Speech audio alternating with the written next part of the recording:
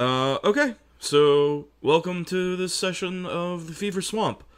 Who remembers what we did last time? Having yeah, what did we do last time? We very nearly uh quite possibly came close to killing the thing that this shrine to Grandfather Rot is actually a shrine to. The Oh Ghost yeah, Storm. The Ghost Dome, that's the one. but it traveled back to the Ulm dimension. But we didn't set up a way to keep it from running away, and it can really easily outmaneuver us in the swamp. Perhaps next time, but for now, that's more or less what we accomplished, plus or minus some dithering about and talking about how badly we ruined the universe, which we didn't come to any conclusions on. Also, Phil Sticker has a new friend and a new stick. Yes. Since Creator wasn't here last time, Phil Sticker, you want to tell him about your stick and your new friend? Very well. A scumboggle emerged from the swamp, fearfully carrying a stick from which dangled three teardrops of luminous blue, like Phil Sticker. That's my name. Like Phil Sticker's delicious-looking eye. Everyone was on alert, and then Filster came out and said that he was adopting this creature, and he took it into your sleeping building, and it slept with us. Filster took its little crooked wooden staff and held it like a pharaoh as he slept. Unknown to everyone else, he experienced a vision in which he was shown that he could plant these swamps around Nilfenberg and destroy Nilfenberg by turning it into swamps. That wasn't exactly what the vision showed, but it is also not untrue. Rejoice, Kildrak, I found a way to save us all. I am mildly concerned by this. But what if the swamp just becomes more of Nilfenberg? Well, yes, isn't that what we want? I'll have to make new corpses too. In any event, Lucas is going to reclaim the undead canoe now that Phil Sticker has someone to row.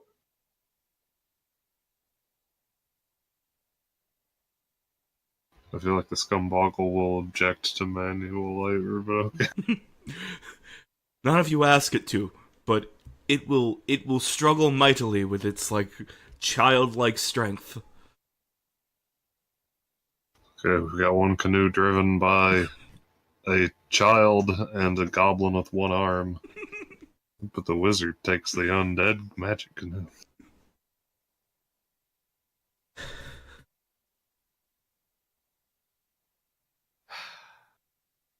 I mean, if you guys really don't think you could manage without it. Filster tries to pull the oar, and his claw just slips and gashes his leg, and he cries. Well, fine, but you're not keeping the cheese ledger on board. Yes, that makes sense.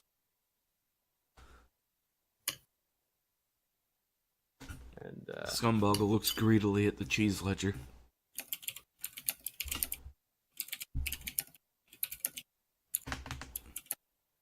we're collecting important data about the cheese preferences of Scumboggle, so be sure to let him participate, but we can't have him eat the entire reserve supply. Wait. Can scumbuggles read? Who cares? I'm just thinking, if he's eyeing the ledger. Well, the cheese ledger has become the overall name for the box. Oh, okay. It's attached. Okay.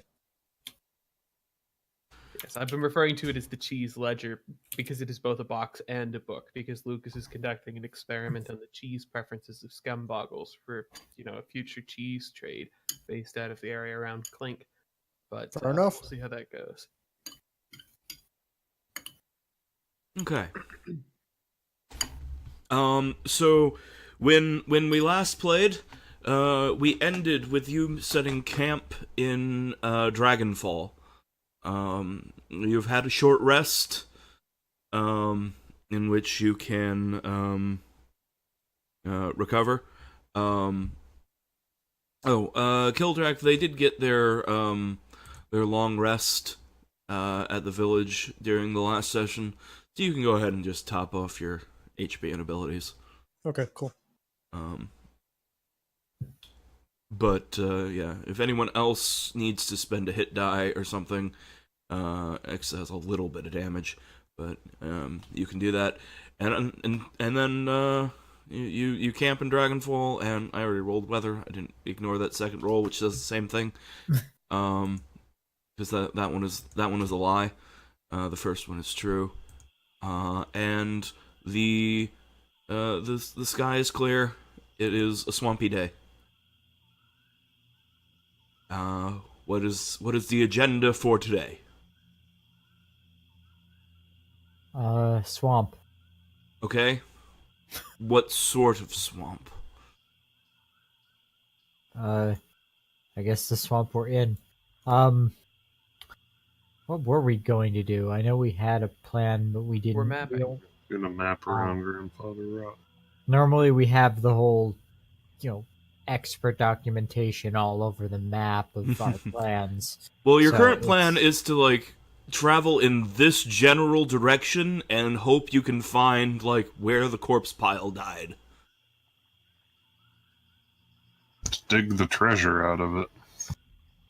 Yes. God, that thing probably smelled bad before.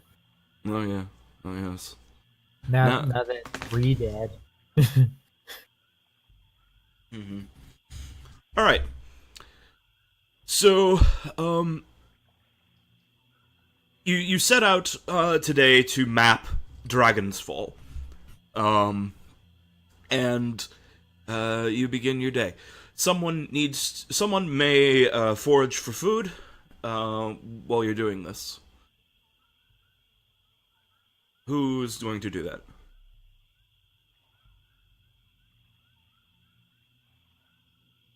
Normally that would fall to Silas, who is AFK. Well, all right then. So I suppose I can. I That's Not survival, while you're yes? not while you're mapping. think right. That's survival. Yes. I've got 2. Go for it. There's one better than me. Alright. Yeah, you find some food at least. Roll a d6 plus your wisdom modifier, and that's how much. Glorious 1. 6. Hey, not you, bad. You feed the party. Cool. You're all welcome.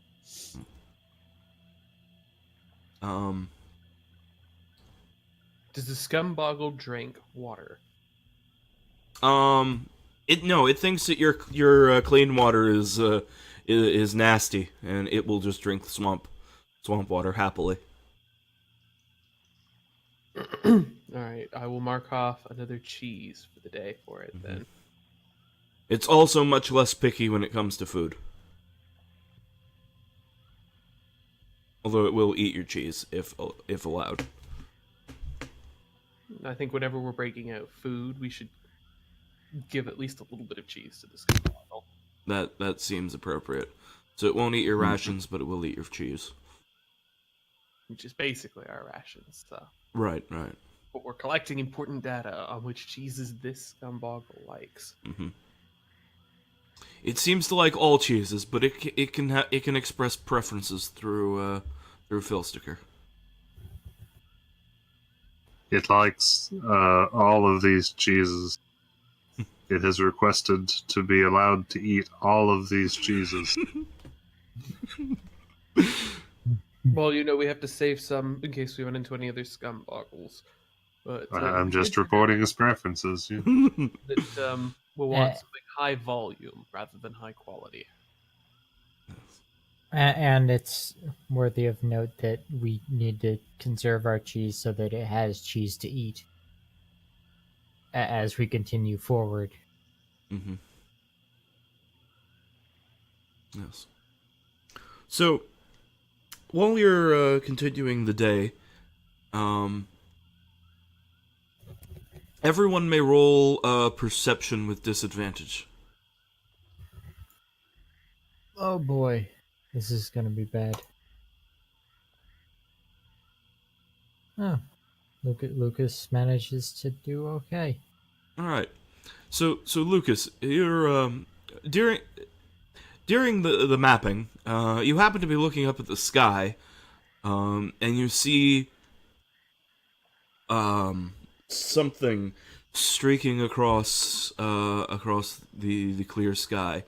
It's black and seems made of smoke and shadow. You recognize it instantly as the thing that Lord Godfried became. Well, we'll have to make a choice as to whether to pick a fight with it or not. We still look a little beat up looking at our tokens from the last fight. How do I think people are doing for expendable resources? I spent all of my I got all my superiority dice back for that long rest, didn't I? Short rest. You get those back on a short rest, and you had one just last night. Oh, after the fight? Well, Mhm. Yeah, actually, these two completely recover every day, even out in the swamp. Lucas is a bit slower, but he's got some magic. I'm Do you guys still. think- I mean, I'm full up on everything.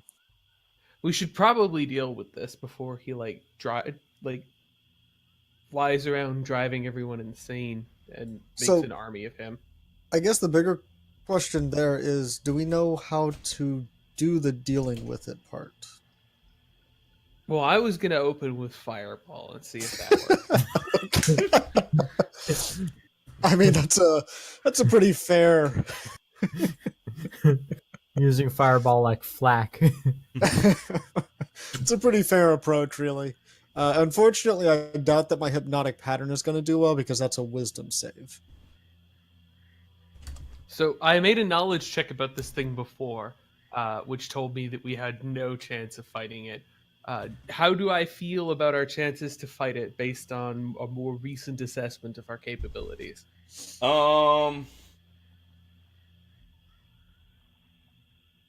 When you said that, you didn't know Fireball. You Only got the one Fireball at the moment. but- Oh, of some particular note, is it organic or inorganic? Incorporeal. I need its foreshadow. It will not be organic. Yes. Okay. It's. But it's also not inorganic. Yes. Okay. Yeah, so- I feel like you wouldn't be able to shatter a non-physical object at all. Yeah. Let's see. Well, it does thunder damage. He's not immune to thunder damage, though. He is resistant to thunder damage. Yeah, I don't think he'd get a disadvantage on this, but I Yeah. certainly don't think he'd get advantage either. Yeah. Yeah. I would just give him a normal save. Okay. Well, in that case, Anyway, don't to count my answer stuff. your question, Lucas,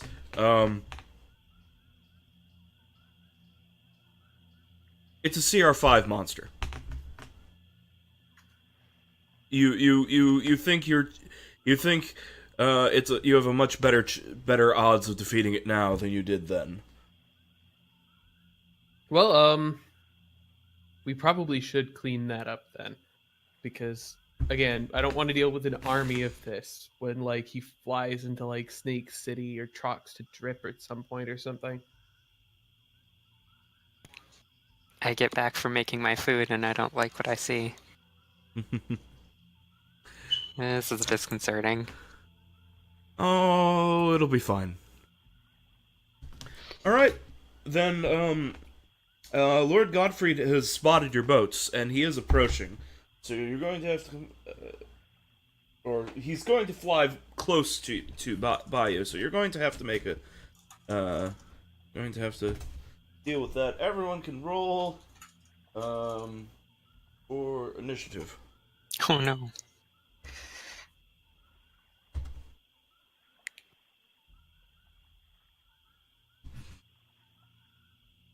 God damn. It's rare that I get to be one of the first people. Let's see. Counter distance.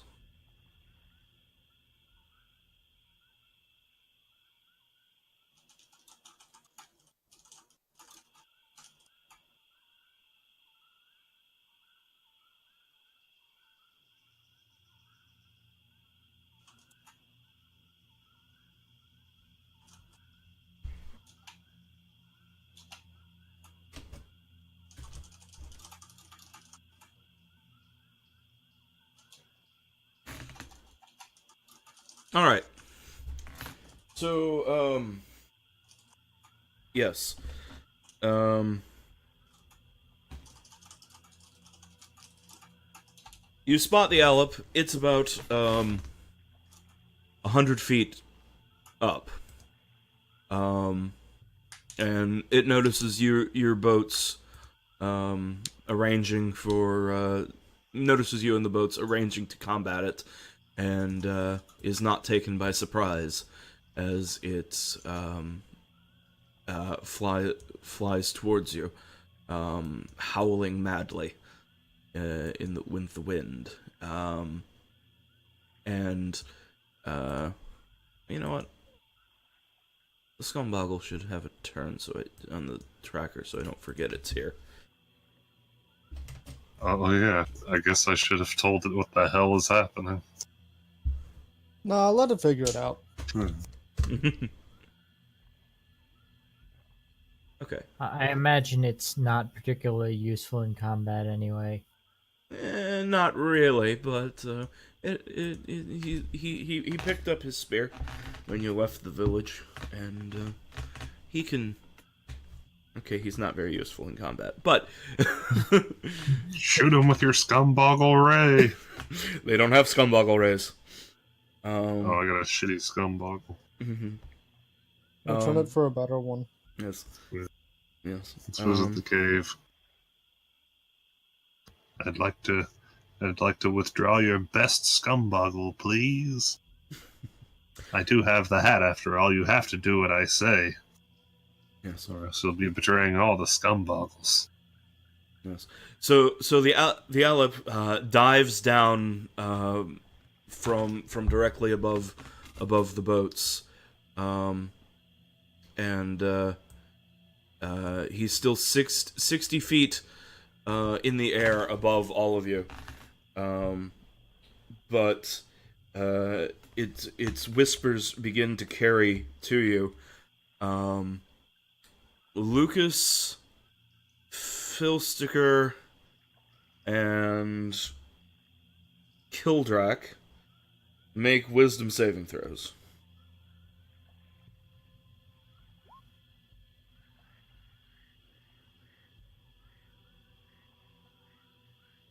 Good thing I'm a goblin. Mm-hmm.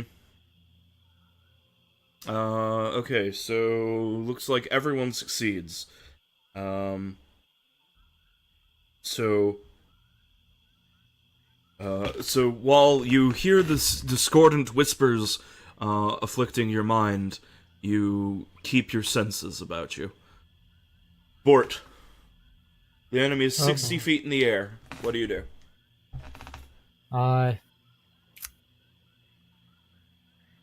Fucking give my language, shoot a guess with my crossbow that probably doesn't have much ammo left.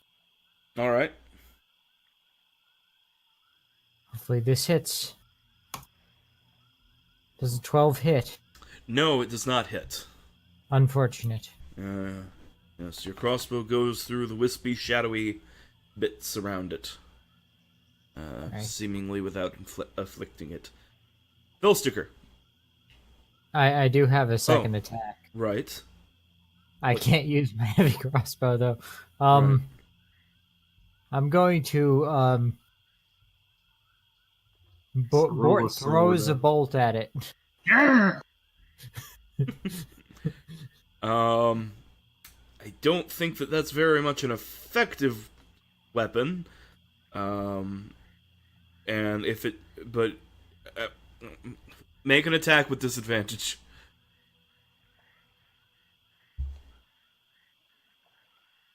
Oh yeah, and I missed it. What was the weather for today? Was it sunny? It's clear, yes. Okay. Perfect weather to fight, spooky, shadowy black monsters. Yeah, see, that's what I was wondering about. Yes.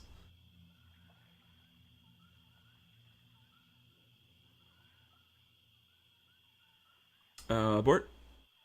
Yeah, this would just be A strength-based attack with disadvantage.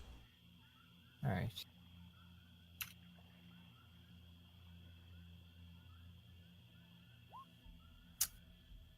Does a 14 hit? Actually, yes. So Maybe I just need to start throwing shit. so I can give you some javelins, man. yeah. I guess roll a d4 plus strength.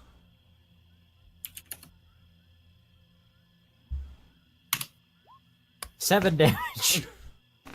Well, all right then. It takes 3 damage.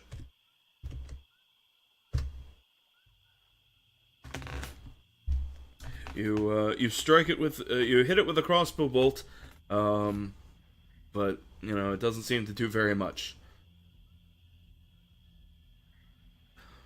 All right, Philsticker. Time has come. I hex Lord Godfried. Betrayal. I betray him. And then I shoot an Eldritch Blast at him. All right, he is hexed. Oh yeah, hex. two beams, right? So I guess the other beam targets him. And Hex will apply to both. Doesn't go anywhere though. Okay. All right. Uh, So 8. 8 damage. The Eldritch blast. Oh yeah, plus and- the hex. Yeah. 10 damage. The hex does necrotic damage. Yes. Yes. Your hex does nothing. Cox. Oh yeah, disadvantage on strength. There you go. Okay. Yes. While the hex, Philsticker feels that the there's some backlash from his hex. It doesn't seem to take.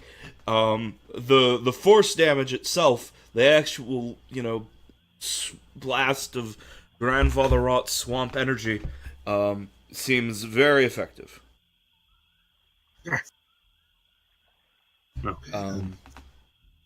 Swamptastic. Yes. And Kildrak.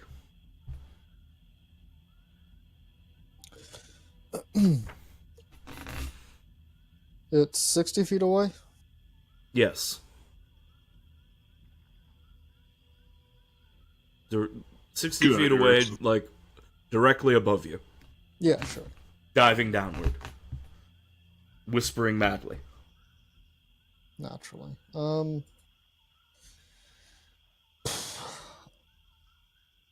I want to do Vicious Mockery, but I have the distinct impression it's going to have high wisdom.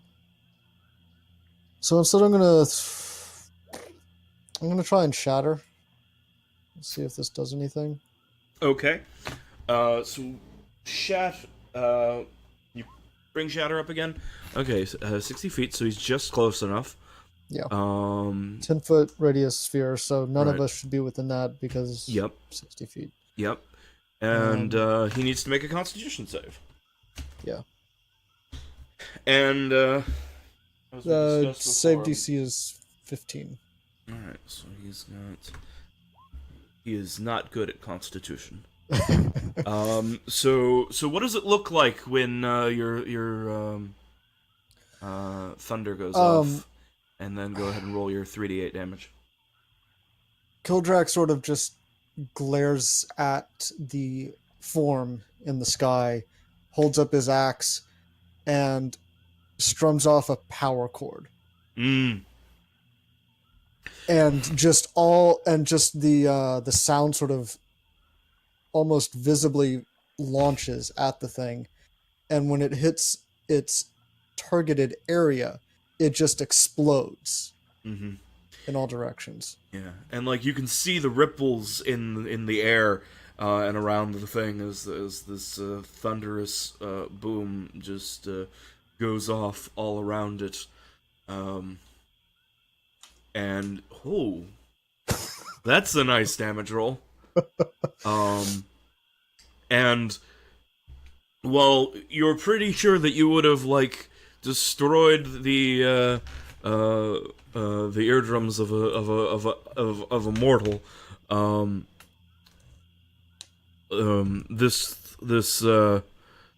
This creature seems resistant to this damage type. It does not slow in its descent towards the water. Shame, but I still feel like I probably wouldn't have landed Vicious Mockery very easily, so I'm probably going to try that next anyways, but your Filsticker, your scumboggle friend, is clutching his spear and going, what is that thing? What is it? What do we do? It's a dead human. Don't ever kill a human. They all turn into these. No, I don't think that's right. His name was Lord Godfrey. He lived in the swamp. Someone killed him. Silas, it's your turn. Silas lifts up his cursed pike straight up into the air, bracing it for when the antelope descends close enough to Put me up his ass. All right. So readying an action for later on. Okay. Lucas. All right. Lucas spins his magic rod atop his head, sort of ducking, looking up at the ominous creature hurtling down at him. Fireball will shoot up from it and detonate. All right. Lord Godfrey, if ever you needed a dex save, it is now.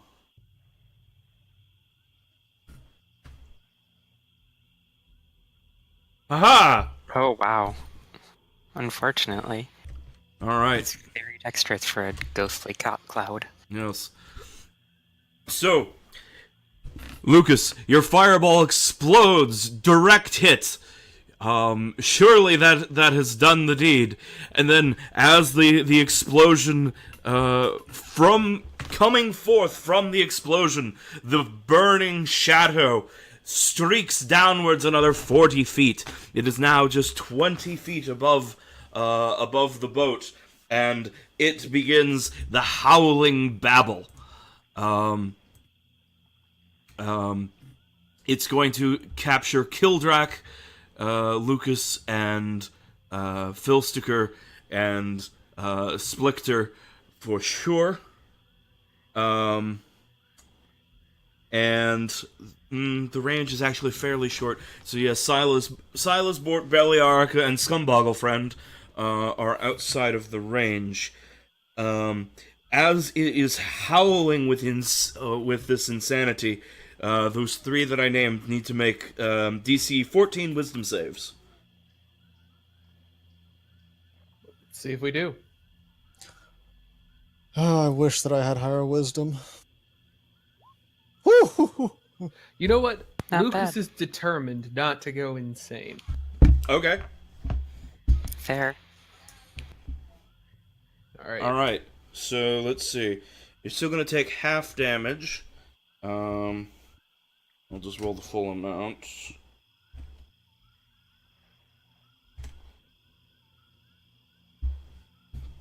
So everyone who made the save, which is all of you, takes 14 psychic damage.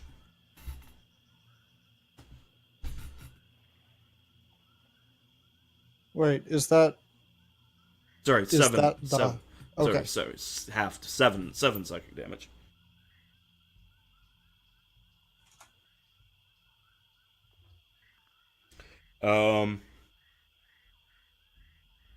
But you avoid yes, look. avoid the other worse effects.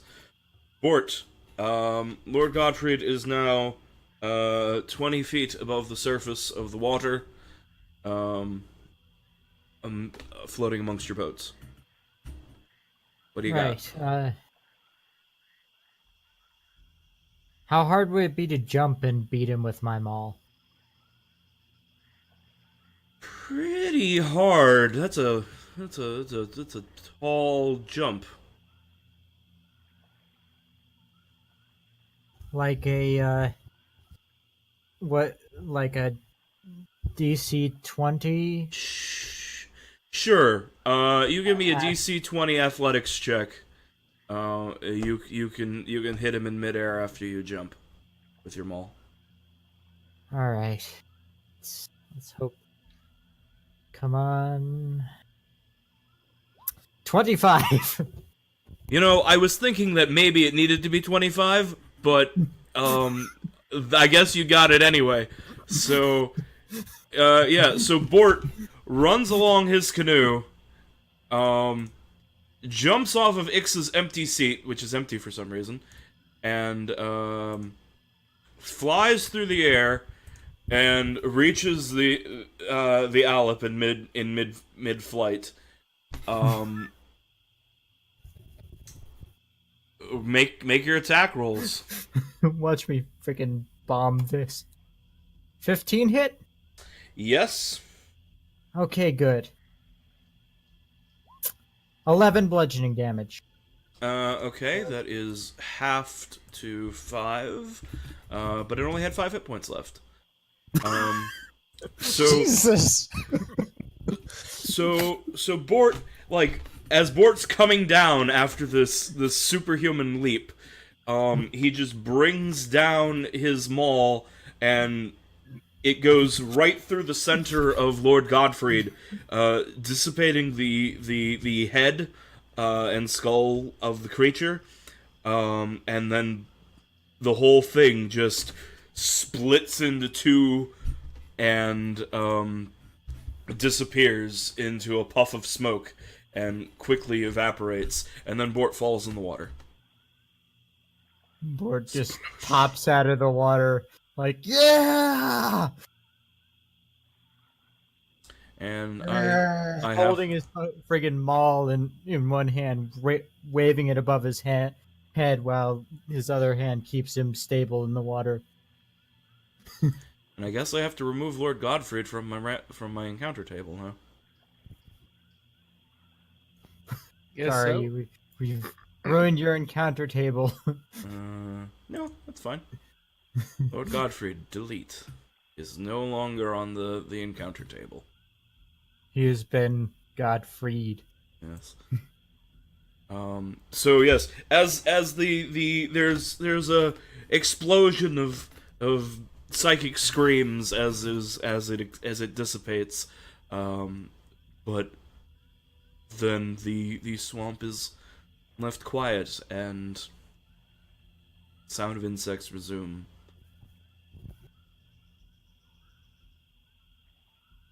Bort will get back on his boat.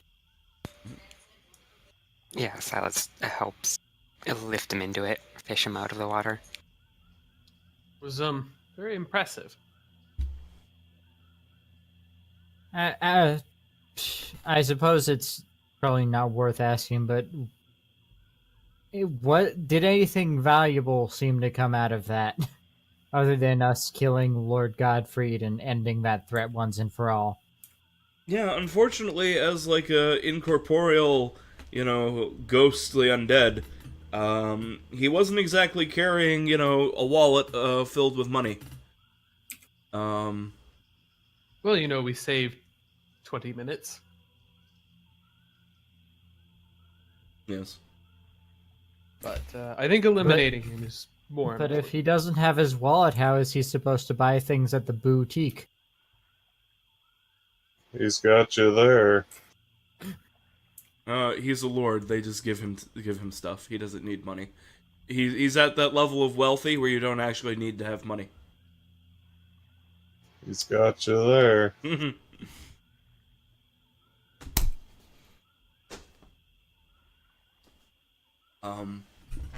But with the excitement there ended, you eventually continue along your way, and Lucas can go to map Dragonfall.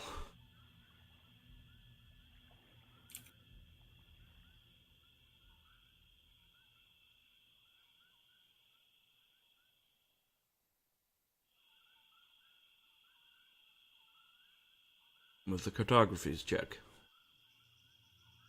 There we go. Yes. Yes. You have mapped Dragonfall. And you set camp for the night. Ix isn't here and is also immune to disease, so no one suffers from the miasma.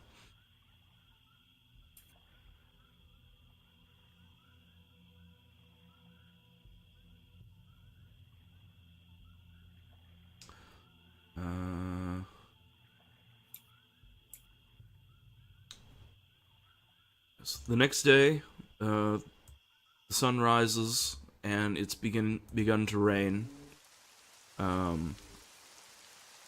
The weather is unseasonably warm for fall, but that's just good for you. So, where do you go from here? Do you mind if I spend a hit die?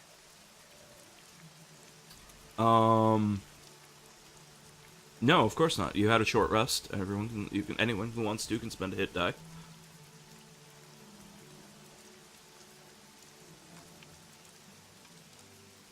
All right. Might spend 2. All right. So I guess that's 2 hit points. All right.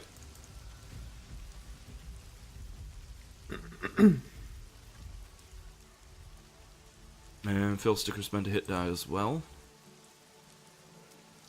I am very No. glad that y'all did not That- get those rolls during the combat.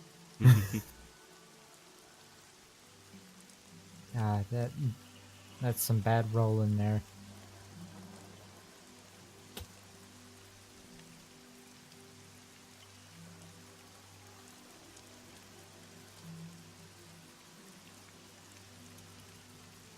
All right. So,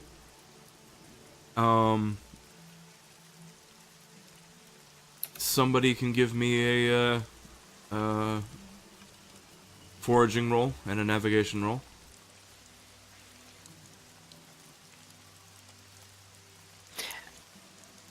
All right, I can navigate.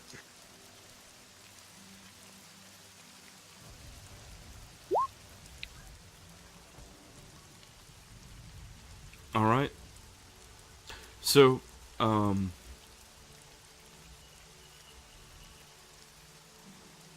as you are entering into the next area, traveling at your measured pace as you've gone off the map once again. This part of the swamp is noteworthy because it doesn't have very many trees. But up ahead of you, you see 7 very unusual trees. Their bark is brown as normal, but looks from a distance to be very smooth, and they don't have branches so much as a mass of long, drooping leaves, all bundled up at the very top. They're tall, thin trees with like that, like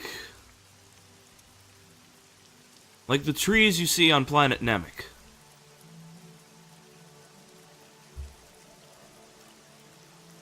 Oh, are these what those snakes look like?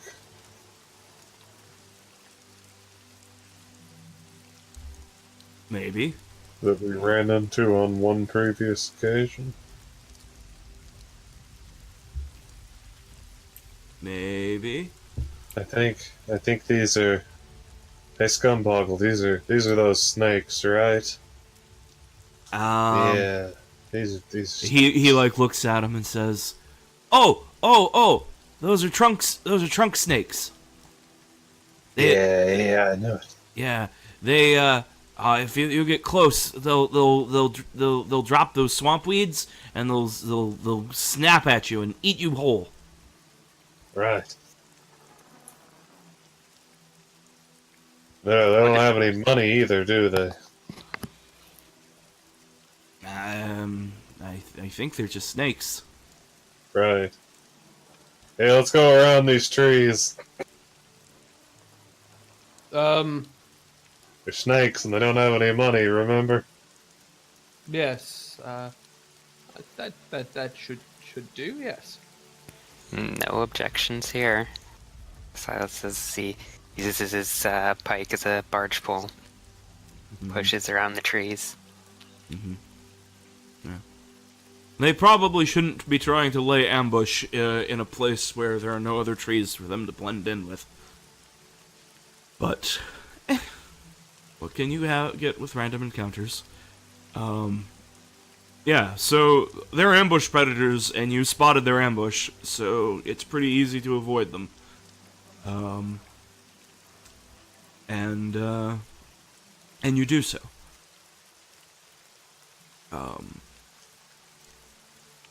Who was fishing for today? Someone else has to do it. Silas was busy navigating. We have a bunch of people with twos, but I mean, I can, or you can, whatever. why don't you then? Sure. Alright, you find food again. Honestly, we should have invested in a net a long time ago. Just dragged it behind our canoes. I feel like that would have ended in us getting bitten by a lot of crocodiles. You have a point, but also we can probably kick most crocodiles' butts pretty easy at this point. So I mean, Kildrak has still got a bone for a foot. Yeah, the thing They is, can't eat it like, again. even though you could, like, the crocodiles in the Fever Swamp have an attack that can do worse than just hit point damage. So, you know.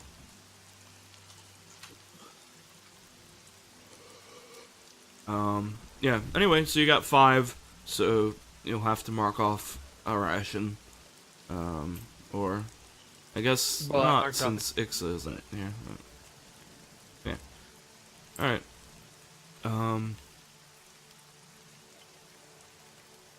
So, yes. You camp. Philsticker and Kildrak, you might be being sick.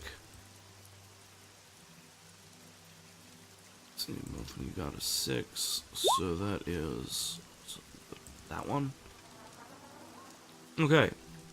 Both of you resist getting splitting headaches. Yay. You have some minor headaches, but your body fights off the sickness before it even gets to be a real sickness. No, Swamp, don't do this to me. Don't do this to me. You forgot to whisper at sweet nothings before you went to sleep. I see.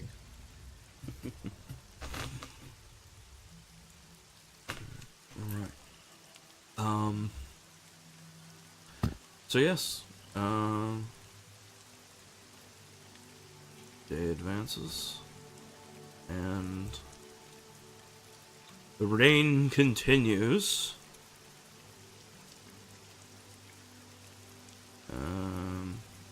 And the weather and the temperature is normal.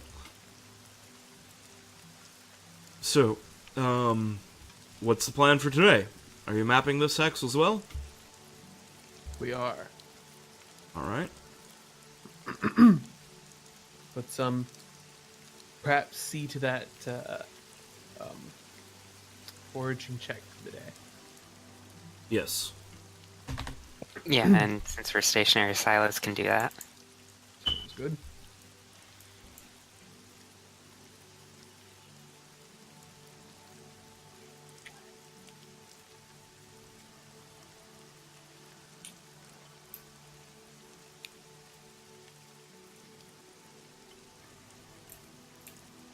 Oh, sorry, that's +2, not +3, so 6.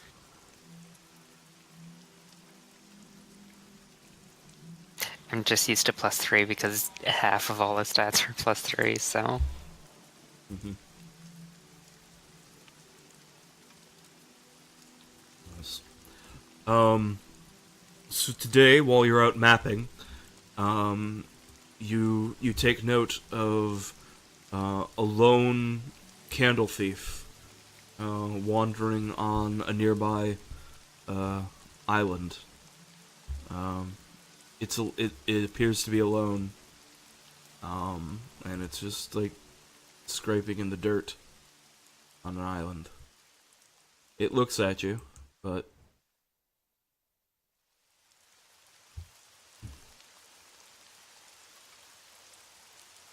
how do you react?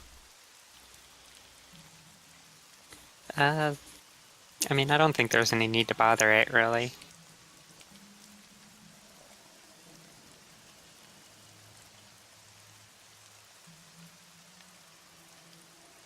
Alright. As you go past, it seems to be trying to follow you.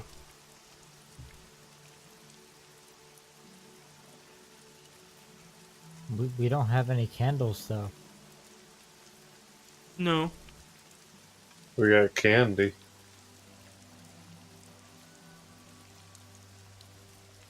We might actually have some candles, and we definitely have some candies. So we should stop and hand out candies and light spells. Mm-hmm. Yes. So, If you cast a light spell on the candy, it won't know what to do. Well, I better cast them on separate things then. The last thing we need to do is confuse them. Mm-hmm. Yes. So you stop, and it when it sees you, you stop and like get out onto the land with it. It at first is confused and not sure what you're doing, and not sure if it needs to run. And then you hold out a piece of candy, and it seems to recognize what that is, and it steps forward and tentatively takes it and pops it into the mouth on its blank face. And then Lucas creates a stone of light, and it takes that, and then runs off into the swamp using its new light spell to light its way.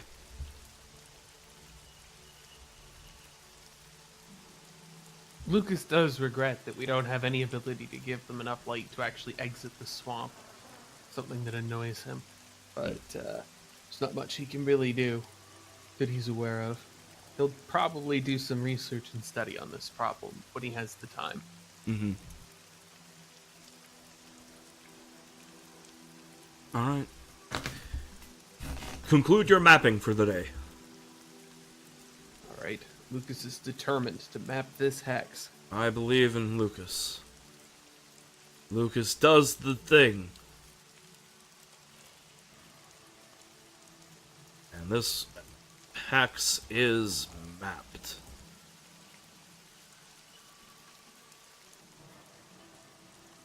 Hey, we're making pretty good progress today. It's only Yeah. 10:30. We've mapped 2 hexes. Mm-hmm. We're going to be like level 20 by the end of session at this rate. No. I stopped giving you experience for mapping hexes, remember? Oh, that's a shame. Oh, then let's stop mapping altogether. Get a better dream, Lucas. No. I mean, aren't a couple people still level 4? Or I is don't- everyone level 5? I don't think so. Okay, cool. I think everyone's level 5 now. Awesome. Dude. Alright. So, the next day, Miasma Shack, nobody gets sick. Move the calendar. It's now September. Now the last day of September. Okay. Weather. It continues to rain. Weather is the same as before. Okay. What's the plan now?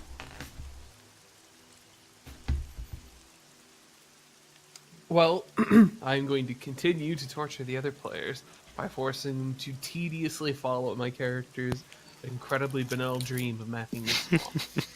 No, it's fine. Here. I just still think probably after this session we should eventually figure out a way to do the mapping in like a larger resolution sense. Rather than hex by hex still. But I guess that's still up in the air. Yes. I think at some point that's going to be a change that's going to happen, and it might even happen as soon as we get to Clink. But hopefully, we're going to find the corpse pile as a result of all of this. But yeah, Lucas is going to make us stop and map everywhere because, I mean, yeah, he's a cartographer. It's what he's here to do. And look, when we get these 4 mapped, we'll actually have a decent-looking map of the area around Clink that is at least marginally useful Mm-hmm. to, like, people. Yeah. You'll have the area around Clink. You'll have basically all of the major areas mapped. You'll have a clear path from Clink all the way to the village, and then to the ruined watchtower and the failed settlement and the lost monastery. And you'll have paths down to Snake City, and well, you actually didn't map the Oracle, so you didn't. But yeah. You know, we make this route as well for the Viper's Tongue village. It's not a complete map, but those 4 squares really make this map a lot less specialized. Yeah. Yeah. Because then you have this good little highway between the two villages. It'll be good. Good thing to have. If you had like this port pace as well, then you would have like everywhere in the swamp. All networked. But okay. Yes. Yes.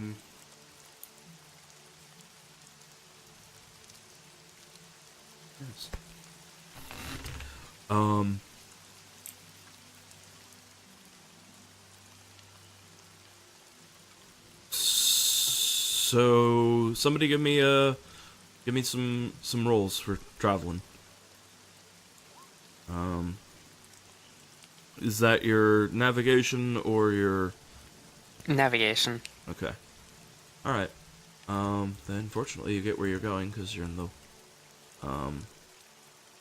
thing. Silas and Bort and Kildrak. Perception. Oh boy.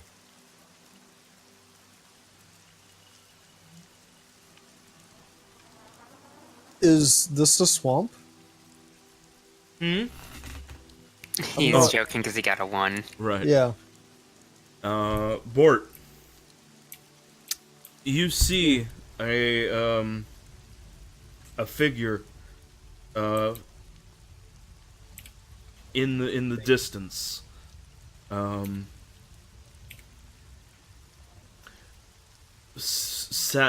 Standing next to a tree on a distant island.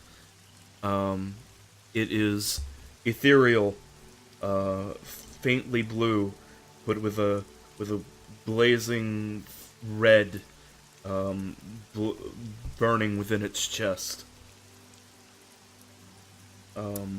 It's humanoid shaped and floating just a inch off the ground.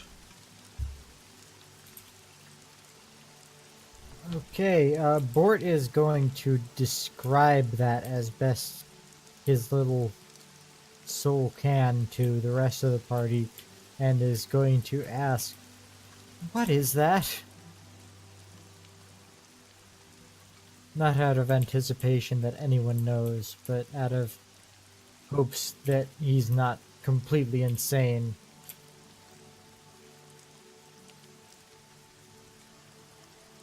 Also, he's got. What could we teleport?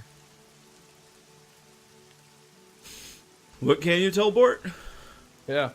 Be Be able to piece together from that telephone Didn't- game. Didn't we meet a ghost like this before?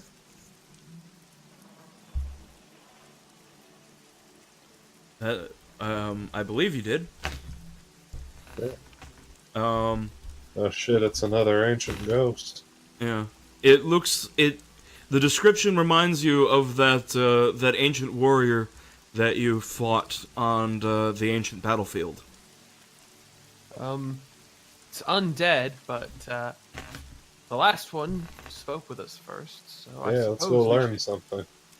go and learn something, as Phil Sticker says. Maybe not antagonize this one. Mm-hmm. Bort doesn't say that because I'm pretty sure he wasn't there for that first one. Mm-hmm. Yes. Oh yeah, I guess it was Kildrak who insulted the honor of that one. I thought it was Bort, but I guess it was Kildrak. It was an accident, I swear. The first time. The first time was an accident. The Well, yeah, later but then it times turned were into vicious mockery. Yeah, well, I mean, then he turned into a bit of a dick, so, like, fair game, you know? Yes. So, as you approach, you hear the song, a song coming from this warrior, in Elvish.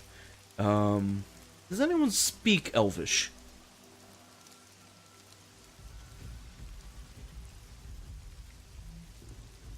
I'm taking that as a no. Why would I despoil my mouth with that Yes. flowery tongue? Yes. Yeah, you got cut off for me, but Silas only knows common so far as I know, so no. Yes. Yeah, no. I've got Dwarvish in common. Okay. So while you don't understand the words, it is clear. It is clearly a lament. It is a sad song that the spirit is singing to itself.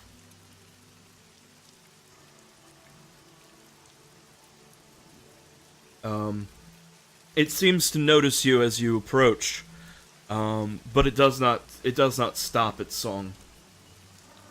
We should quietly wait until a break in the music. Lucas informed the party as if we were approaching an opera house. Silas is just like, won't that take days? I've heard things about elves and their songs. Possibly, but we should at least give it a few hours. I mean, I'm Very gonna be well. here for a bit anyways, so... Let's give it an hour, and if it's not done by then we should leave it to its song. As nice as it is to commune with the dead, we have better things to do. But shh. Kildrak is going to sit and listen to the song for a while. Mm-hmm. He may not take much with elves, but it's music. It's culture. He likes that.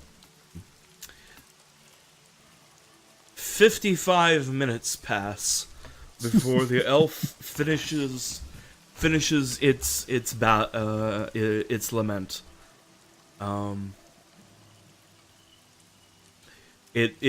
There's one final long sad note, and then all falls silent. And it looks at you, as if judging the reaction. Opera clapping. We clap for your sorrow. The the elf takes a bow as at Lucas's clapping, and then it's begins speaking to you in Elvish. It seems to be asking a question, but I'm afraid that I never learned the language. My apologies. What? Hopefully it knows more than just Elvish. Yeah. Well, there's a good chance she will, but do you? Always try Sylvan. So as you are all speaking to it in common, it just shrugs. I try Sylvan. What do you say? He'd love to know what you're saying. Oh, yes. It replies to Filsiker in Sylvan. As you speak the language of the trees. Of the swamp. Well, it's spoken far beyond just this swamp, you know. I've been told I might have to leave. It terrifies me. What were you singing of? What did you try to tell him? I was singing a song of my own creation, one of lost glory and tragic failure. I was simply asking who all of you are, and why you have come to this place. We're the Nelfenberg Cartographical Society. We have come to map this swamp and lay to rest the tormented within.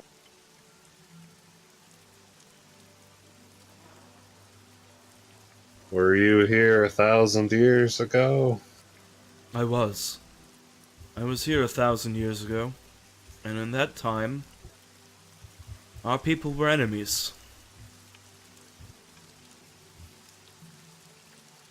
Yours and mine? Well, I don't know about that, Goblin, but you say you were from Nilfenberg, and we were at war with Nilfenberg in those days. So the elves and the Nilfen fought here? Yes. This place was very different then. Yes, Before Grandfather Rot made this his new home.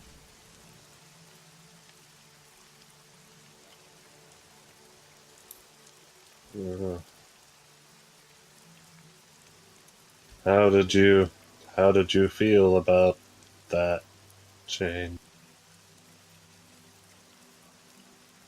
Matters not to me. She says, great sadness in her voice.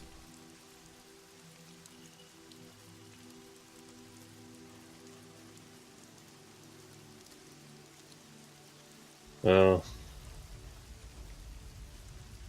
it's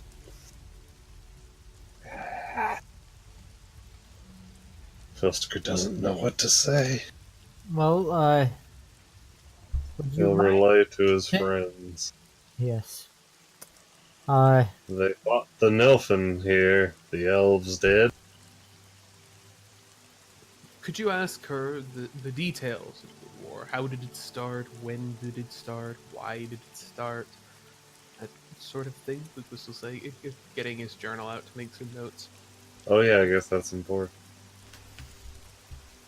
Well, why were you fighting the Nilfin? The Nilfins started it.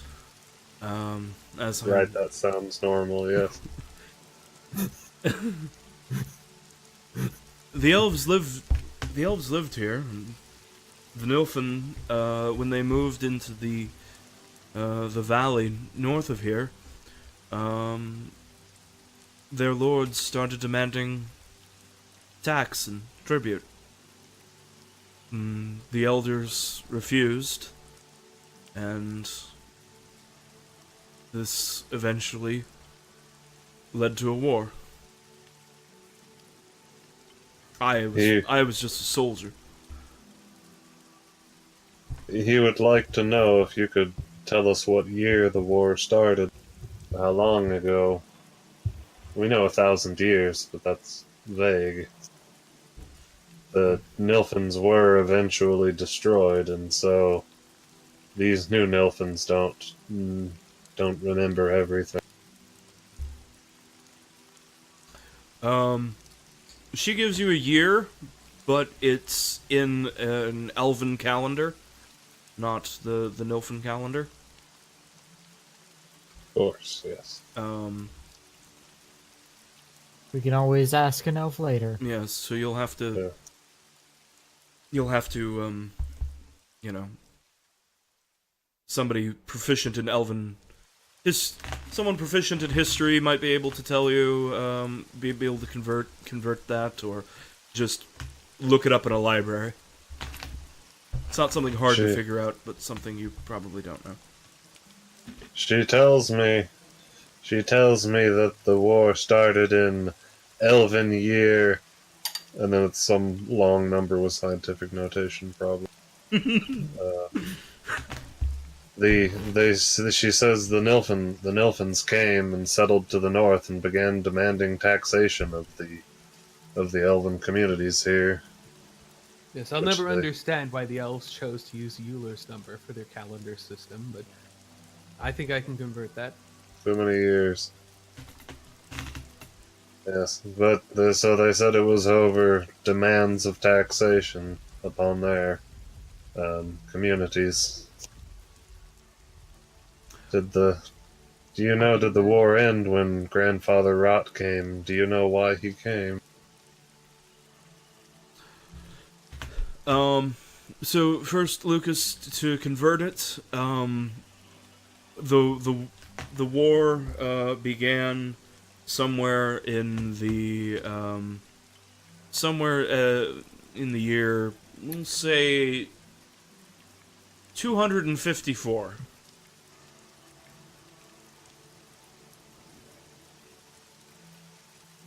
Fair enough. Lucas dutifully records all of this. Yes. It's not something that's a passion of his, but it's a small passion, I guess. I'm not gonna start writing down the history of the war on his character sheet or anything, but he's collecting details about it where he can and writing a book about it. Right.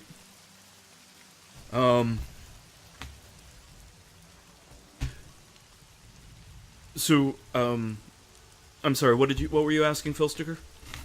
He was asking, was the war ended when Grandfather Rot came here, or did he come after? Does she remember why he? I don't know why he came, but he came after the war. Nilfenberg won. There were still elves here, but our ability to resist them was broken. I could only watch helplessly after the first battles. But Nilfenberg came, and they began settling the swamp, or the forest, for the first time. The dragon which once lived here and in peace with the elves was slain. Dryads were driven out and killed. The forest was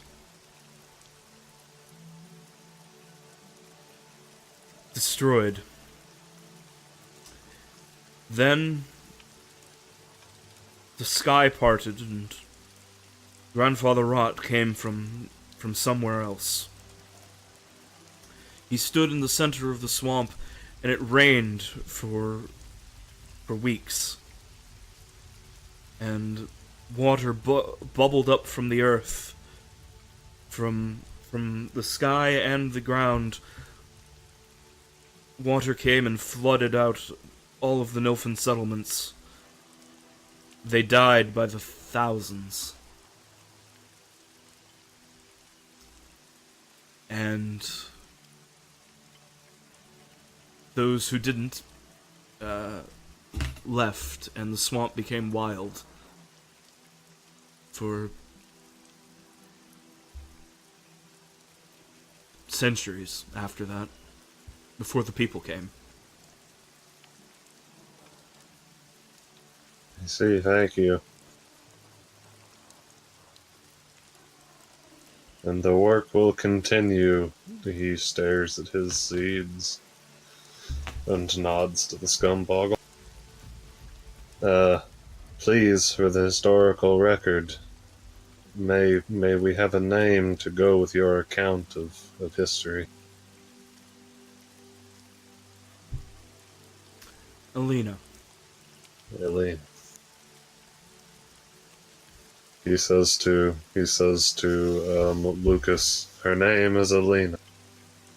A soldier killed in the war with Nilfenberg.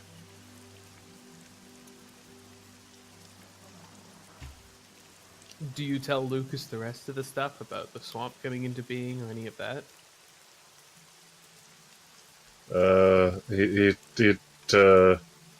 Yeah, sure. That's fascinating. As a member of Grandfather Rot's clergy, what do you think of this sequence of events wherein he scoured this civilization? Arthur, you became very quiet. What? He asked you I what said- you, Sorry, go on. you could say it. I was just gonna repeat you. I said that I should like you to comment, as a member of Grandfather Rot's clergy, on your thoughts on this grim tale of Grandfather Rot appearing and destroying a civilization. They were an enemy of Nilfenberg, but I'd somewhat doubt that was his motive. But how do you feel about this? How is it spoken of amongst his followers?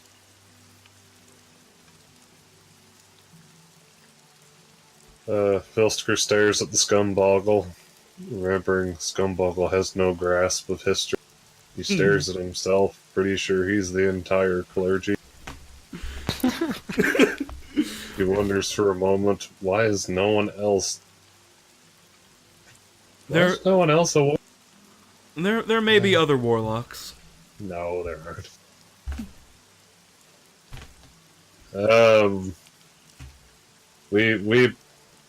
We interpret this as simply an aspect of the same cycle, where the Nilfins came and the elves were gone. Grandfather came and the Nilfins were gone. It's no different.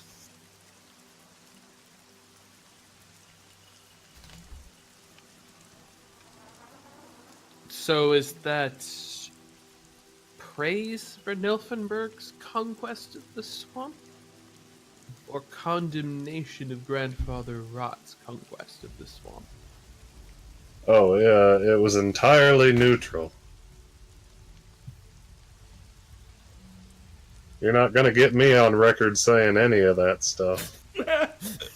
Nice try.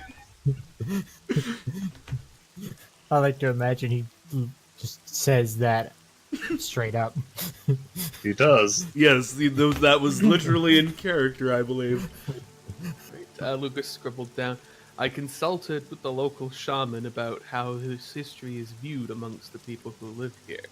He was unwilling to commit to record, stating that he neither condemned nor endorsed either Grandfather Rot's appearance nor the Nilfish conquest. One gets the impression that this must be a difficult theological subject, or perhaps a matter of some great shame among the goblins who may have played some unknown role.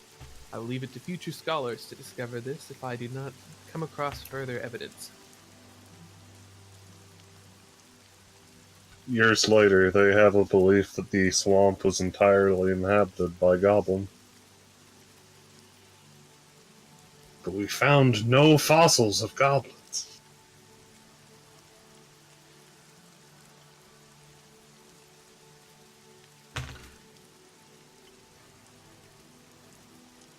Alina speaks to Filsticker again. I have one request in exchange for all I have told you. Please, make it. The human who is recording what you tell them. I want my name to be known in Nilfenberg when he returns there. You wish it to be known? In what sense? Everything that he has learned, I want it to be known that I said it. Oh, yes, this will be done.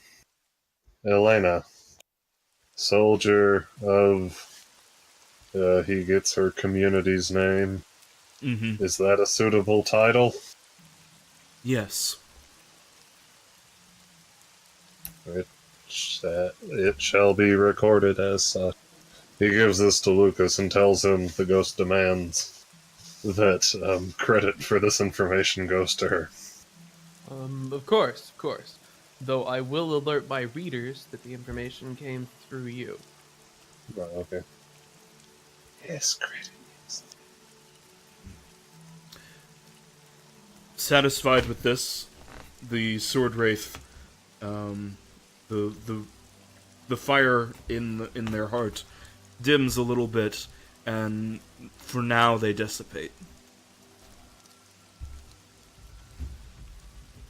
Aha, got him.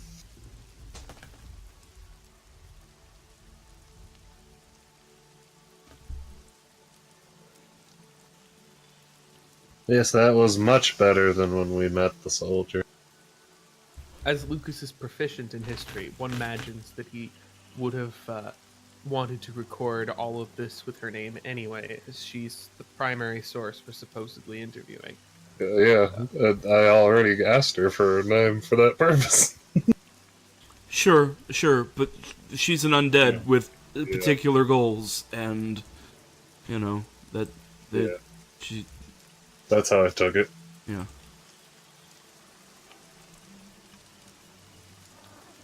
Yes. All right. So unless you have anything more to discuss amongst yourselves about the origins of the swamp. What took Nilfenberg down the first time again? I don't think I ever said anything did. Oh, okay, for some reason I thought Nilfenberg collapsed and The Nilfin Empire is in decline. We've established that there have been Nilfin colonies in this area that have passed.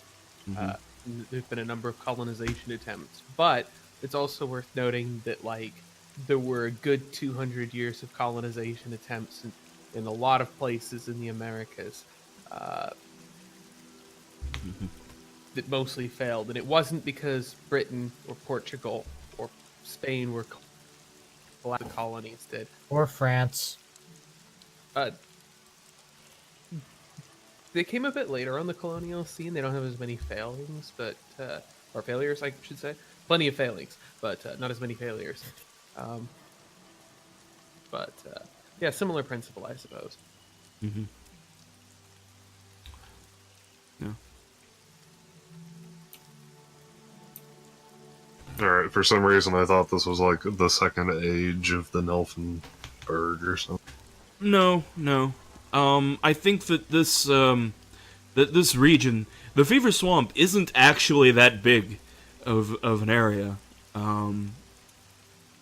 All things considered, I think that once this like it could be encompassed within like a single barony. And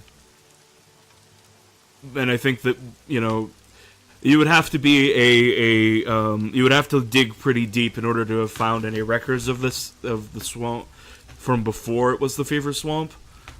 Simply because it would probably my assumption is it would just be kind of written off as, you know, failure. Like, okay, yeah, we conquered this area, we settled it, and it's all flooded and ruined, and everything sucks now. And then it becomes unimportant for a long time until some people try and settle it, and most of those colonies fail, and now you have the village of Clink, which has 50 people in it. Yeah, I'll be right back. You okay? But yeah, I believe Lucas. Let's see. Did we were traveling to this place today? Yes, or was this a mapping day? This was It was a mapping day, wasn't it? I'm gonna say no, because it looks like I mapped and then we did an infection check. And Right. We haven't done another infection check. Right. Okay. Yes. So you have come in here. So Silas needs to check for disease. Disease number 4. All right. I was just trying to figure out how big the Fever Swamp was out of curiosity. Mm-hmm. If each hex is 12 miles, because that's as far as you can move in a day in difficult terrain. I it's like, actually decided that the hexes within this map are smaller than standard hexes, because when I was building the world map, and I just decided that you can't travel as far in the swamp because it's really inconvenient. But it's like I think I decided it was like 3. I think I made it 3 hexes across, which would make it like 72 miles, from here to here. uh-huh. And from here to here. Hmm.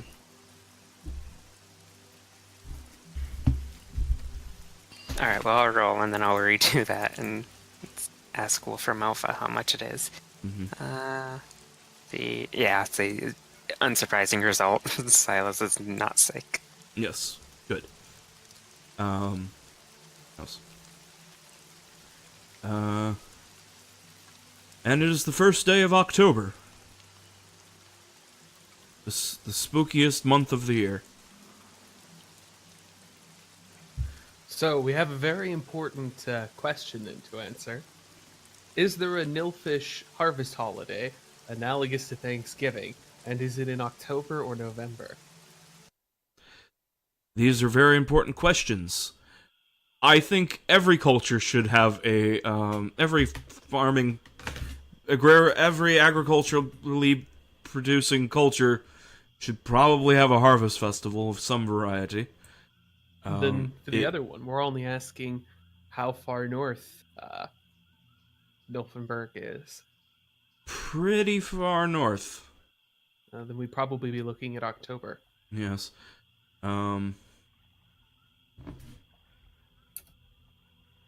Probably fairly early in October for sort of an Oktoberfest. Mm-hmm. Yes. So that's a good. So when do we want to put it?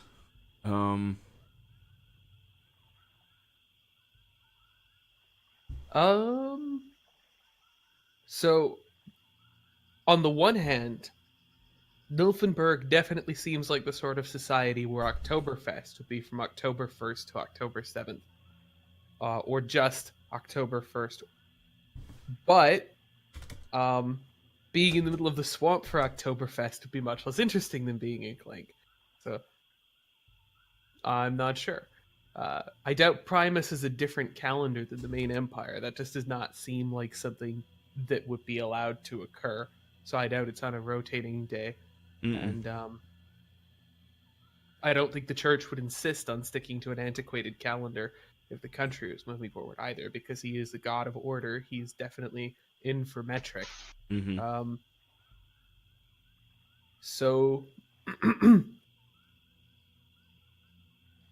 one thing that they could do is say that it's in the first Saturday in October, which might be sensible, and get us back to Clink in time. All right. I like that. First Saturday in October, we have the Harvest Festival, which I have marked with a mug on the calendar. And I also have absolutely no problem with a spooky necromancer holiday on October 31st, because I think it's a conceit that everyone would enjoy. But Yes. I'll leave anyone to jump in and correct me. No, I like that. Mm-hmm. We'll have to talk about what is involved with that. Although perhaps midnight on October 31st, really is when all the spooky stuff happens, and Maybe. It certainly seems like Nilfenberg would trot out prisoners in cages to go dance and scare children and be undead. There seems to be a lot of that in Nilfenberg for some reason. So well, you can't judge Nilfenberg based on the actions of the wizard Vancho. He is of Nilfen culture, but he's also a wizard, and how I don't know. I mean, how wizards are. Jasmine was also kind of the subject of freaky Inquisition experiments. Basically, everything we know about Nilfenberg that doesn't come directly from Lucas is that they're really big on displays of corpses. Well, they weren't displaying her corpse. They were just locking her in a tiny little cage and letting her be picked at by ravens. Well, I'm pretty sure that would have led to her corpse being displayed for at least a few days. Yeah, probably. But she escaped, so, and then got murdered. I doubt that's frequent. Yeah, that's very, very infrequent. It got a paladin sent after her. Who died. But it happens in that line of work. It was for the best.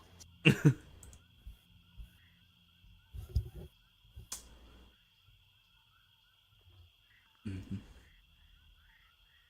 Oh, well, all right then. So you set off to map this hex again, I suppose, unless you're moving onward. So I did want to go over that. Now that we have a calendar and we know that in 1, 2, 3, 4, 5, 6 days, it's the Harvest Festival. We're probably gonna want to revise the plan a little, because we spent 1 day here, then 2, 3 in the village, and then 4, 5 in the next sighting, and then 6. Yeah, it will slightly reduce the value of our map to people, but we'll fix it later. this becomes the more sensible approach. But I guess we will still map here today because that looks like it'll be 1, 2, 3, 4, 5, 6 days to Clink. Okay. But that might be just enough. So maybe we like. What do you guys think? Do we want to give ourselves an extra day so we make sure we don't miss Oktoberfest?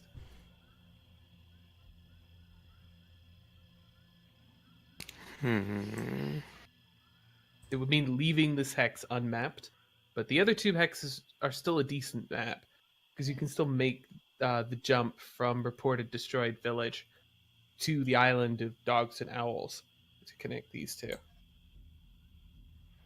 Let me see.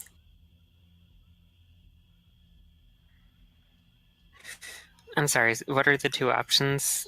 Okay, so option A, we go 1 day here to map, 1 day here to travel, 1 day here to map is 3 days, 4 days, 5 days, 6 days, and we arrive back in Clink partway through the Harvest Festival. Or do we not map this hex, in which case we arrive in time to get a good night's sleep before the Harvest Festival? I'm fine with arriving partway through. So, like, the festivities already kind of started. If that Really, makes sense. it's kind of up to the one Nilfin here how much he is interested in participating in Nilfenbergian activities over his personal drive to map everything, I would say. Well, but as a dwarf, you surely want to drink all of that beer. But Kildrak knows it's all terrible beer. But Bort doesn't, because he's not a real dwarf. Yeah, I mean, like, I might not celebrate Mardi Gras traditionally, but if I was somewhere where Mardi Gras was traditionally celebrated, you would bet I would try to take the day off of work.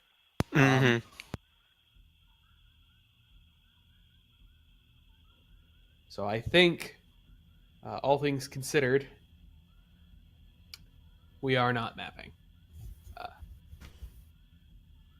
Kildrak fair is all enough. down for any chance to get drunk. Even on shitty human swill. He knows where to get the good stuff.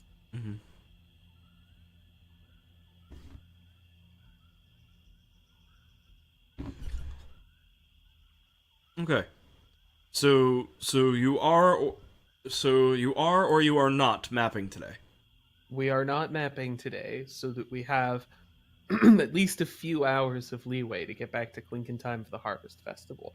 And while I'm sure most of us would be fine to just show up at 5 p.m. as the big feast was starting, I think we'd all also enjoy being able to wake up and enjoy like a full breakfast, and, you know, do whatever is done on the Nilfin Harvest Festival, watch them like beat a prisoner or something, you know, Nilfenberg stuff. I'm making fun, but Yes. But it's also true. Well, probably not in Clink. They don't have a lot of prisoners just hanging around. no, and I don't even imagine that what happened to Jasmine would be too common either. No, that's not like what you get if you stole an apple. That's like, oh, you were leading a heretical cult. We have the Inquisition has problems with that.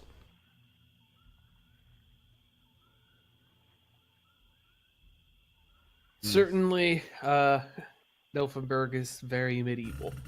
Yes. And all right. So I guess someone needs to navigate for us then. All right, I can do that.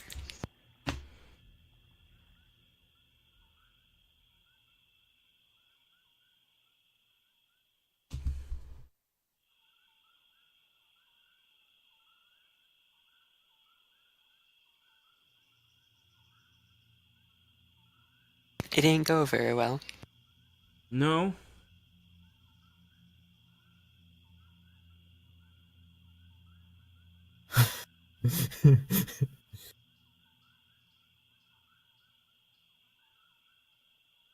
It went actually- pretty poorly, actu- actually. Actually, no, it went fine because there's clear weather. You have advantage. You can see Oh. the sun. That's very good. Yes. 'Cause that was like we yes. would have went way off course.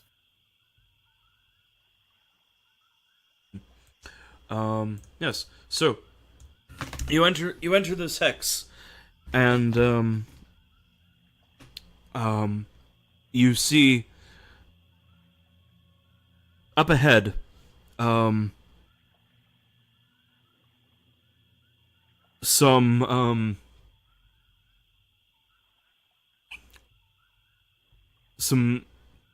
there's a canoe, and a man stands up on it.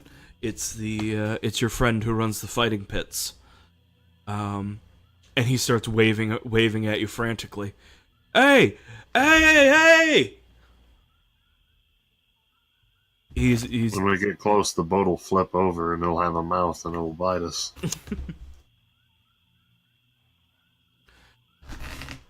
Oh, thank all the gods that I found you.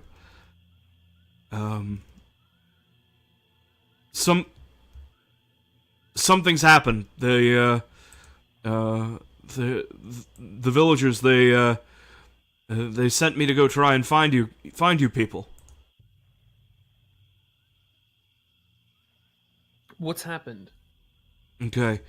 So there's the thing, we don't know. But we had, after the corpse pile left the village, it headed southeast. Like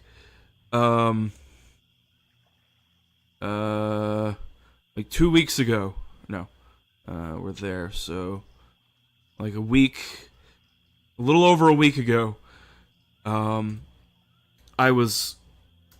We were keeping an eye on it because we didn't know when it would come back, and when that light came up from in the west, the pile, it just it collapsed. Yes, And that was our doing. It's good to hear. well, yes, but then, like, from the center of the pile, something was glowing. There was some sort of red light from coming from, like, the center of the pile, and I mean, when I told Daniel and Nicholas back in the village, they don't know what it is, but everyone's concerned, and we thought you needed to know. That does sound concerning. When we were on our way back to Clink, anyway, we were just going to get some mapping done before the festival, but why don't we go back and speak to the people there and see if we can trace this down, or at the very least, guard the village through the festival. Yes.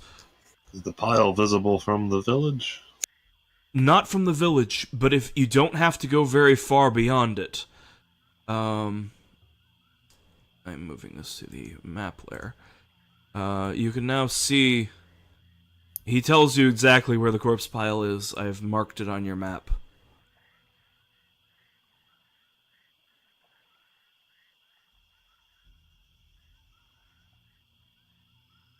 All right, then let us lay in a new course.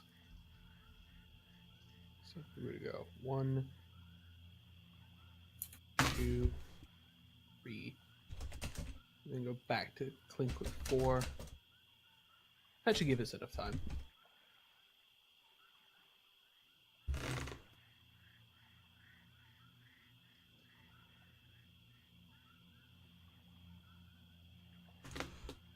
Okay. I'll go with you guys until you get there, but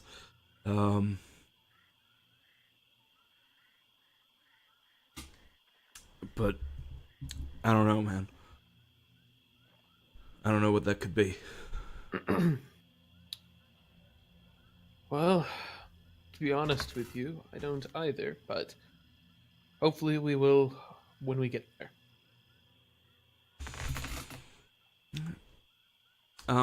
Somebody can roll for your foraging for today.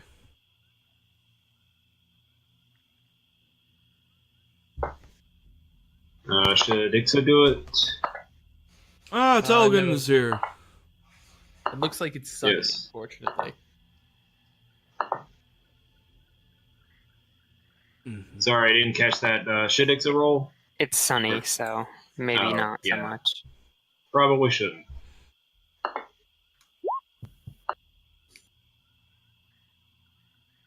Okay.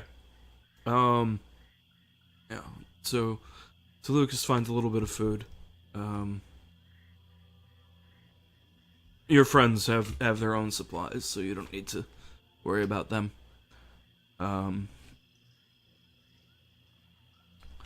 But you make your camp for the night. Everyone seems fine. I move the day forward. And it's short rest time, so if anyone has any hit dice they want to spend, you may do so. And the sky is clear. Let's try this And the again. temperature is normal. I will spend 2 more hit dice. Alright, 2 more hit points. Lucas is very bad at resting.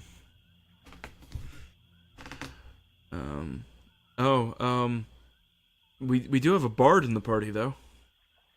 Oh shoot, that's right. What's your bardic song of rest up to?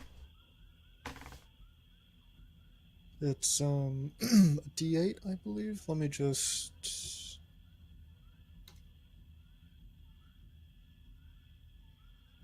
Okay.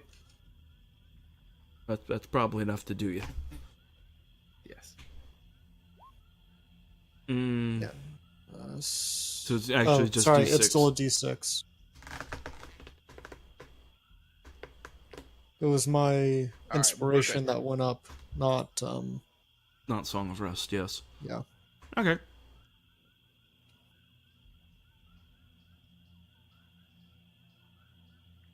All right. So,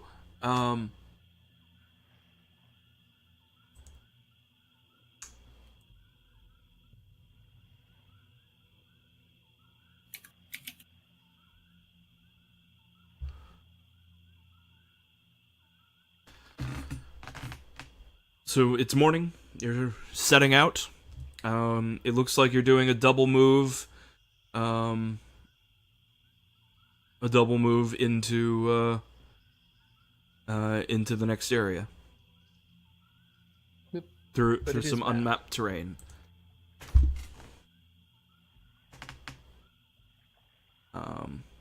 Okay. So, somebody give me a navigation roll. I'll try this again. Good.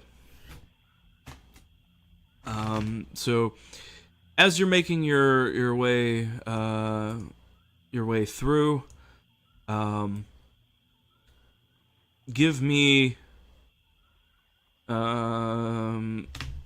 Silas and Bort, give me perception checks.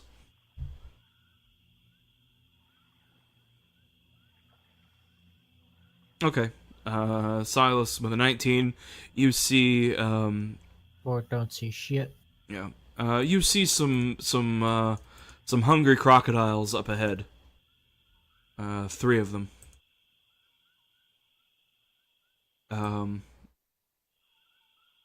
They're approaching your boat. Not again. Everyone crocodiles. Oh wait, weren't we looking for some crocodiles around here? Were we? That gentleman over there wanted to set up another fight with them. We're specifically looking for a very large one. I don't know if this group would qualify. Well, fair enough. The two of you are confusing two different aspects. Side quests. Yes, there are two different side quests that you are referring to as one. Yeah, there's like a giant named crocodile called Hunger, Mm-hmm. which is like a specific one. But his related character left the game, so he doesn't exist. No, Hunger still exists because he's in the setting book. He's not made up by me, or by Whatever that guy's name is. Quarandir. But Quarandir specifically had like backstory reasons to want to find and kill Hunger, whereas the rest of you are like, yeah, it's a giant man-eating super croc, but if we don't encounter it, all the better, or so it seems. Yeah.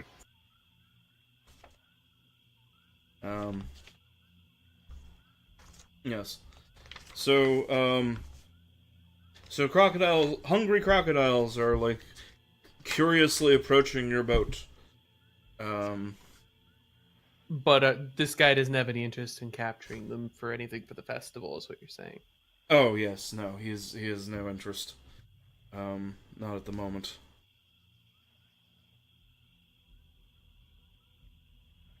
Well, how would you guys like to handle this?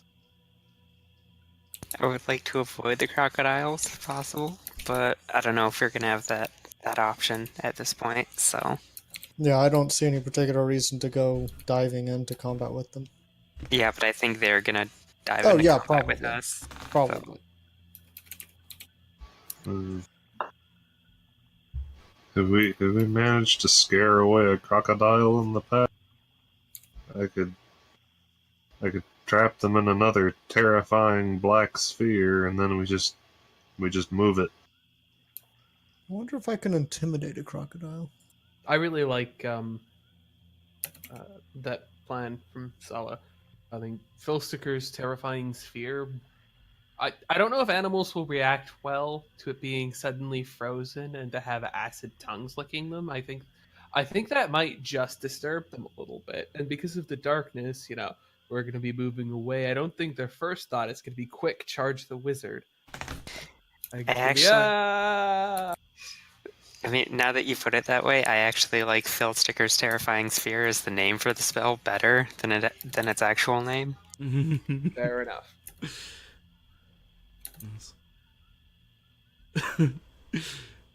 All right. Well, yes, these crocodiles are coming at you with intent to do violence. And we'll say that they are 110 feet away and closing rapidly. Yes. I shall create a sphere with a diameter of 20 foot. You can do that on your turn. No! Yes! There are no surprise I can't rounds. stop you.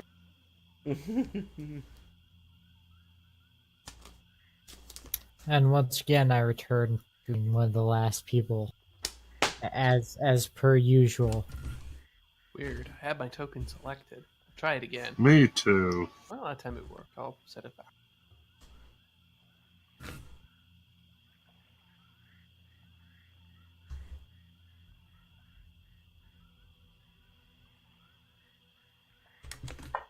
Sorry, just a second. Need to find Excel here.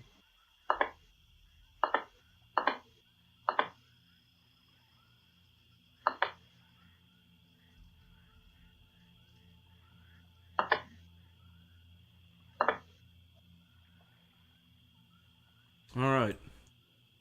Silas, your foe are 110 feet away, swimming closer. Yes. So once again, he holds out the pike in a pattern to catch their advance. Stab them when they come closer. But he does so with an air of resignation that shows he knows they'll be taken down by magic before they even get close to him. Kildrak. They're 110 feet away still. Yes. I don't think I've got a lot of options. I mean, technically, I could do a hypnotic pattern, but I don't want to burn that on 3 crocs. Let me just double check my javelin range.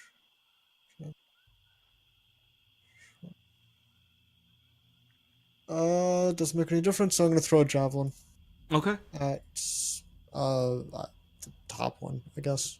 Okay. 23 very obviously hits for 9 damage. I think that might be my most successful javelin to date. Yes. You have pretty badly wounded that one, Filstiker.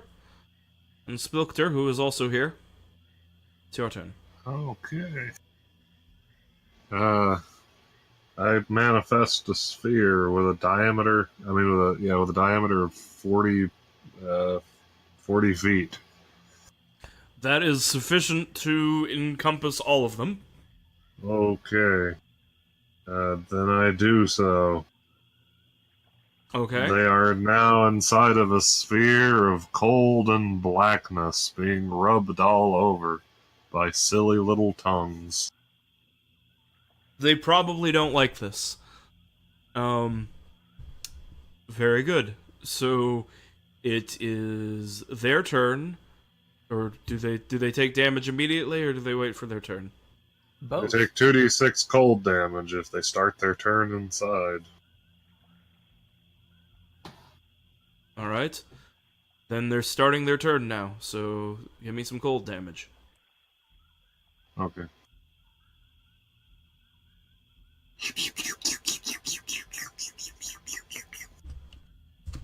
All right. All right. So they all take 4 damage. And gonna make a morale check for them. And they fail. So the crocodiles scatter out. One comes down, and the other one breaks off upwards, and they're going in 2 different directions. This one rushes forward out of the darkness, and moves 60 feet closer to you.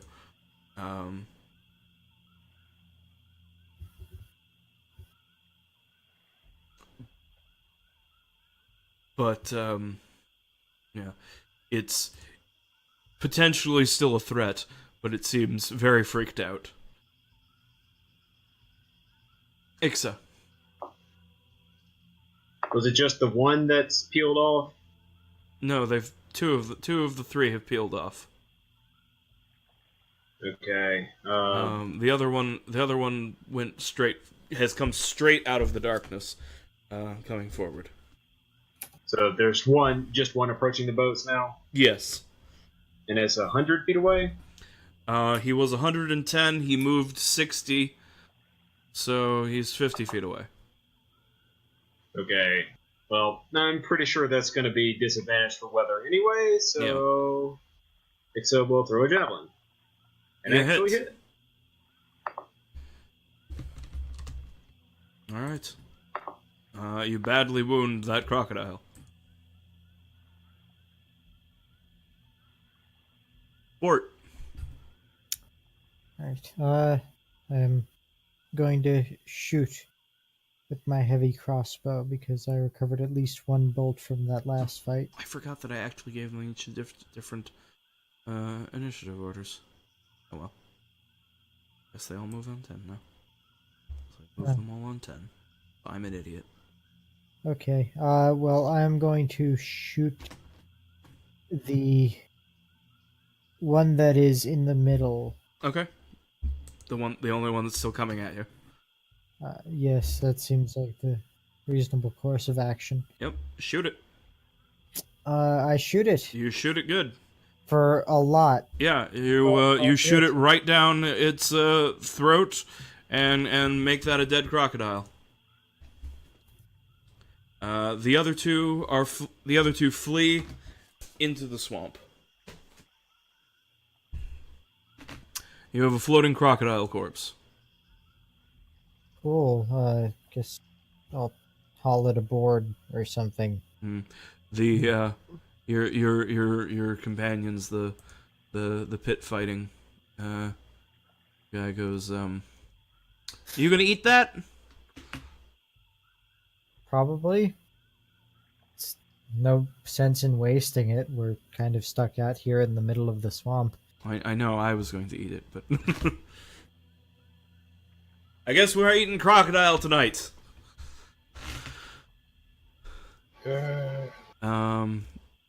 So yes, you have rations for tonight at least. It's good. I'll mark off some water for today's trip, though. We'll have to remember to remove the bolt from wherever it has been lodged. Yes. But by the day's end, you reach that hex south of Clink. As you make camp, nobody gets sick. And you may take a short rest, if anyone needs to take a short rest. And the sky is clear. So the plan is to travel one hex into this location? Maybe. We certainly have the time for that, but I forget the penalty for moving 2 hexes into an unmapped hex. The same penalty as moving in at a quick pace into a mapped hex. Your perception tests are made at disadvantage. So I suppose we should come in swiftly enough because, well, I don't know. We are sneaking up on something. What do you guys think? Should we take the extra day? I don't know if we really need it. Okay. all right. So I will fish. Sounds good. And I'm gonna be doing the navigation roll. Okay. you have advantage for multiple reasons. Yep. Nice. A crit. Okay. That's a secret route that folds space and gets us there sooner than we possibly could have. All right. So everyone in the front boat, give me a perception test with disadvantage. Oh no. I was struck down for my hubris for rolling before you finish the sentence. It's okay. Bort's got you. Let's see.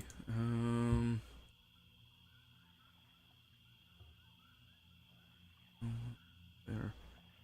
So, all right. Not so much. So, Silas 1, Kildrek 2, Bort 3, Ixa 4.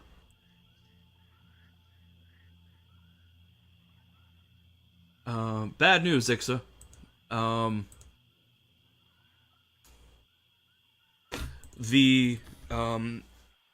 As you were traveling at this quick pace through the tree area,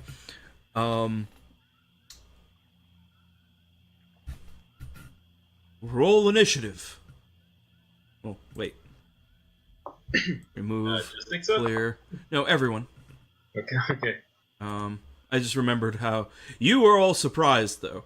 The Ix is going to be the one who is being attacked in the first turn. You were all surprised.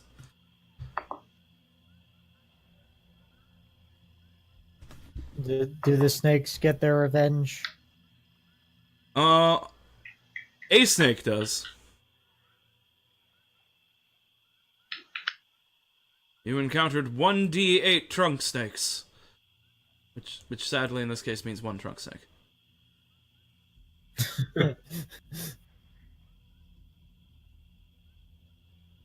Is that to scale? More or less. Wow. It's a snake that pretends to be a tree, remember? I don't actually, but okay. Okay. Only I remember. No one else can remember remember the trunk snakes. Let's see.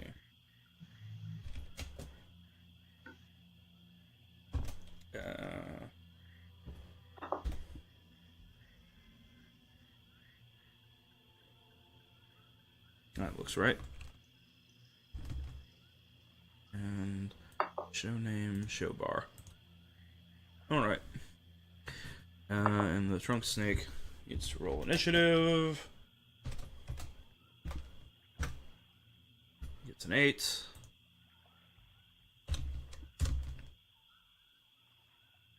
Ascending order. Alright. Lucas is surprised. Kildrak is surprised. Filsticker is surprised. Silas is surprised.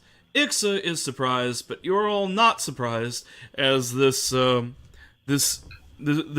that you are going past shakes off its branches, shakes off the swamp weeds that it had wrapped around its head, and snaps down at Ixa. Ixa, since you beat it in initiative, it will not get advantage on this attack roll.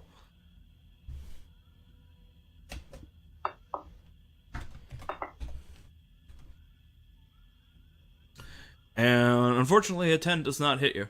So Ixa sees this tree turn into a snake in front of her and snap down at her with its jaws, and she barely avoids. Then immediately unnecessarily shout, "Snake!" Yes. Bort is surprised, and now initiative begins. Lucas! That tree is a snake! Well, let's see if it's flammable, shall we? It is as flammable as a normal snake. Holy Jesus. Alright. That was a pretty good roll. That was a very above average roll for Firebolt. 19 damage. It maybe is a little more flammable than your average snake. Your Firebolt strikes the swamp weeds, and for some reason they catch on fire, and begin burning its flesh, and The trunk snake realizes that it has made a mistake. yes. It has clearly picked the wrong people to try and eat the kobold of. Kildrak. There's a snake. I guess you could say it was too snake. kobold. I'm gonna mock how flammable it is. Alright. Go. Let's see. So it needs to make a wisdom save. Being a snake, I don't imagine it's great at that. Just wise enough. Damn it. Get you next time, you damn snake. Yes. I know that what you say about me doesn't matter. I'm going to die anyway. Filsticker. There's a magnificent swamp creature, and it's suffering. What do you do? I've got to help its suffering end. Got to kill Luke. I got to kill it. I shoot an eldritch blast at it. Both beams. Do 11s hit? 11s do not hit. Cots. Yes. Your swamp energy is rebuffed by its incredible swampiness. Maybe this will help somehow. Make it Silas! stronger. Yes, Silas finally gets to stab something. Or Pike. Yes. Yes, Rid me through the mouth and out the end of the tail. That's where they shit from, right? The halberd doesn't know how snakes' bodies work.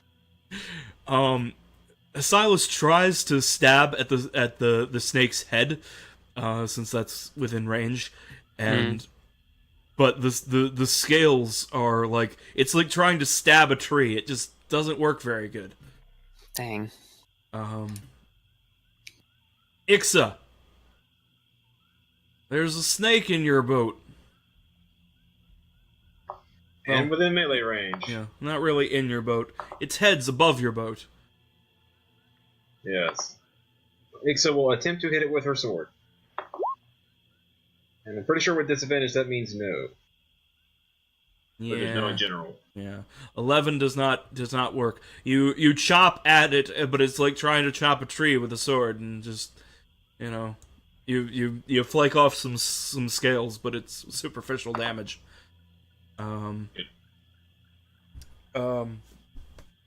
The trunk snake tries to bite Ixa again.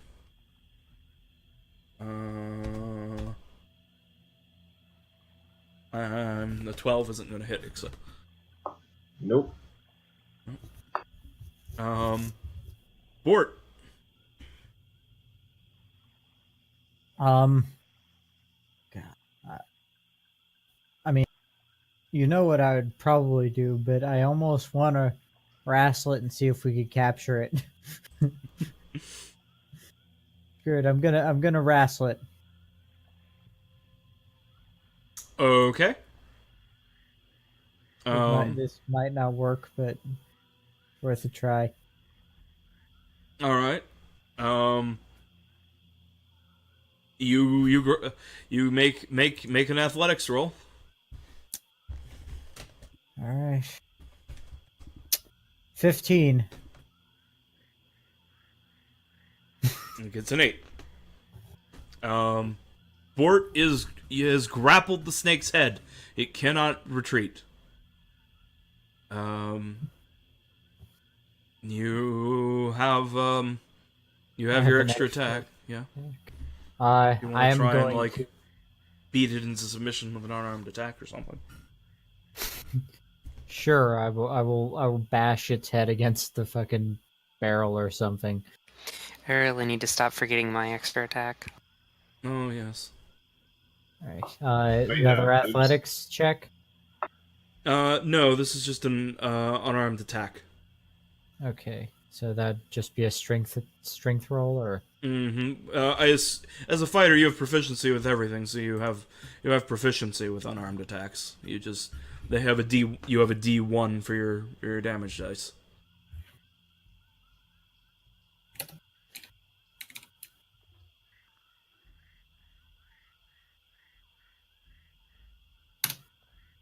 does a 15 hit? Yes, actually, Bort's fists are able to hurt the snake in ways that all of your weapons failed to.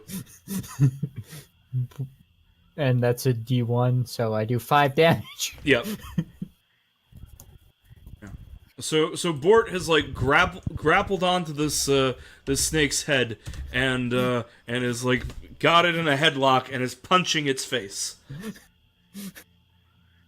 Well, we could just leave Bort to it then. I'm going to go ahead and use my action surge and punch it some more in the face again, twice. Okay. All right, go ahead. Attack the shit out of it. Okay, that's a hit. And that is not a hit. It's got a 14. well, that's it's got another a 5 14 damage. AC. All right. The snake's looking a little bit punch drunk. It's not having a good time. And it is angry. Lucas. Lucas is going to see if he can heat the snake up to the point where it passes out from heat exhaustion. I don't know if that's a thing that they do, but I'm going to not kill it with fire. I don't- On the contrary, being that it's a reptile and likely cold-blooded, it might be better to try and cool it down. Well, be that as it may, I don't have any ice cantrips. That's entirely fair. so But I am allowed to say that if this kills it, I don't kill it. Passes out. Yes. So you yes, you burn it some more and send more burn scars all along its side. But it hangs on with 1 hit point. Kildrak. As usual. Bort seems to have this under control. Yes, he does. I'm gonna try to mock it again. Okay.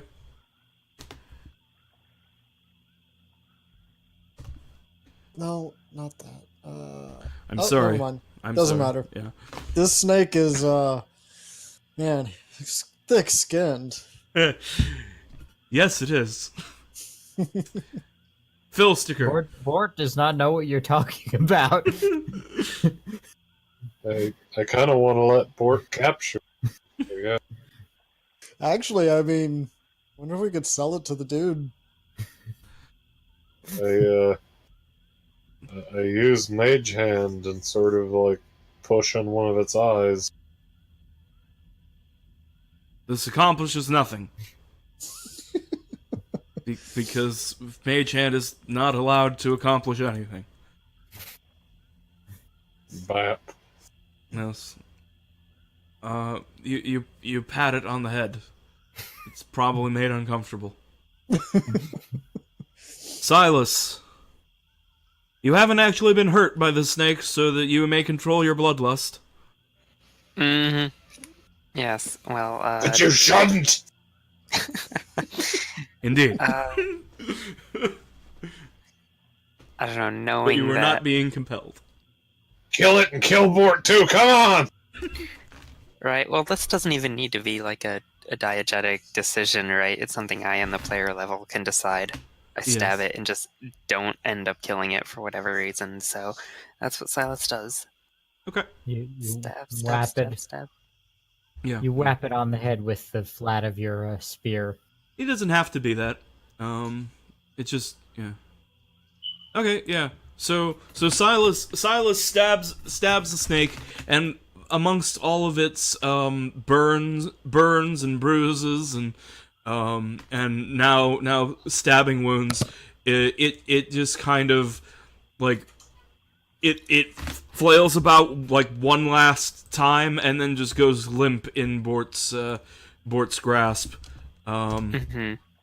It's maybe not like strictly speaking unconscious, but it is an exhausted animal unable to defend itself any further. Bort is going to drag it around the boat and like tie its entire body in a big knot around the boat so that we could bring it back. Yeah. The fight manager is like, we're coming close to the corpse pile. I'll take that off your hands, and I'll take that back to town, and I'll take care of that for you. I don't know what the fuck I'm gonna do with it, but I'll take it. He's gonna have to get another drunk dwarf to deal with it in the arena. Maybe we can Alright, make a I'll- repeat of this fight for the townsfolk. I will hand it off to the the fight manager. I'm sure they'll figure out how they're going to deal with this. Mm-hmm. Yeah. And, They'll take care of it. They instead, Bort they ties they it into wanted you the guys to bottom bring of the it. monsters, so you Well, brought they them. got what they've asked for. Yeah. He says if they can make it back to town with it still alive, he'll pay you when you next reach Clink. Fair enough, I guess. I don't suppose we could. I'm sure it'll be fine. It's a big friggin' snake. Mm-hmm. Most of the damage we did was non-lethal, quote unquote. That's true, but then you tied its body in a knot. Probably already suffocated. I didn't tie it that high up. I'm sure that the part where its lungs are probably is not tied in a knot. Alright, it's just all dying of blood loss. That's it. Yeah. I assume Bort didn't actually tie it into a knot because that would have to involve breaking of bones, and blood vessels. A and very murder. loose knot. Yes, but yeah, it is restrained in whatever way it could possibly be restrained, and It's restrained. yes, and yes. So you continue on your way, and the first thing you notice is the smell. The Jeez, it almost smells like a pile of corpses. yeah, it smells like a pile of corpses. Like a pile of corpses, like the size of like a small hill. And as you get closer, like the stench is just overpowering. But the next thing that you see is a red glow on the horizon. A red light, a deep red light, glowing on the horizon. You enter, as you reach the edge of the hex, which is now just the resting place of the corpse pile. You see before you a horrible sight. The water in this area is literally clogged with not so much corpses as much the pieces of corpses. Bone, flesh, rotting flesh. Some pieces are recognizable, some are just blood and gore and rot. And you have to stop the canoes because as the pile fell apart and ceased to be this mountain, it just became this plain of death. And the canoes, except for the undead canoe, which can walk over this, your water-based canoes cannot actually traverse this. You know, I think we might need to ask the shaman for his help with this.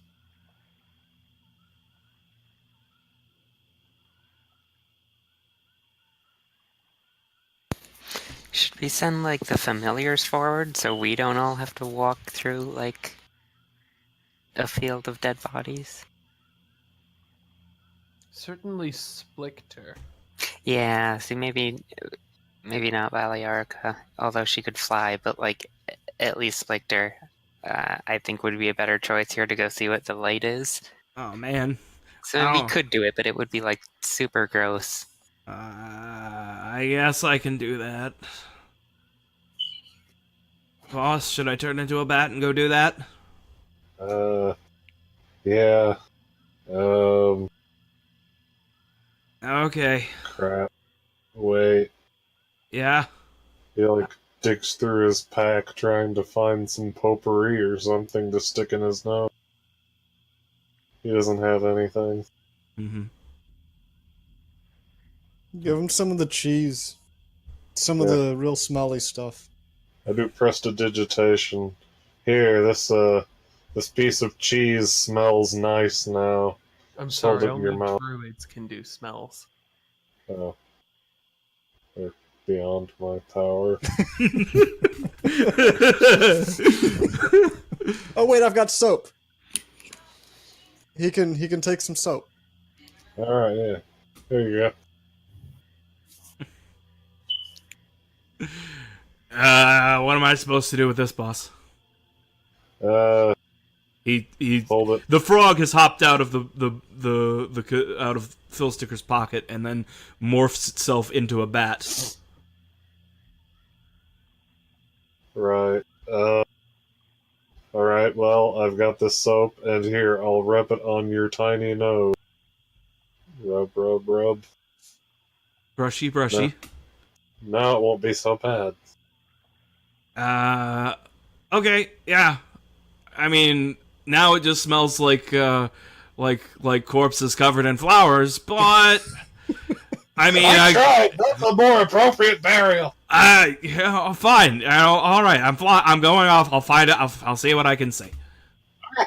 All right. So the bat flaps off and heads out over the area. From where you can see, just from here though, you notice that the scavengers of the swamp are gorging themselves. You can see like so many birds picking through any meat that may still be edible to a scavenger. If you look, you probably see things like leech chewers and and such, feasting away, rot grubs, and such.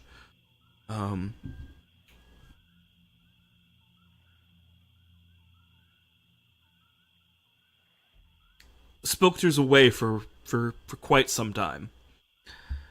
But then he comes back and he says, "Okay, boss." And I guess he's gonna speak.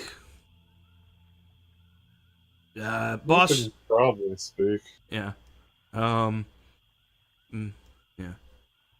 Okay. So, all right, guys. So I saw a bunch of stuff. So, like, all right.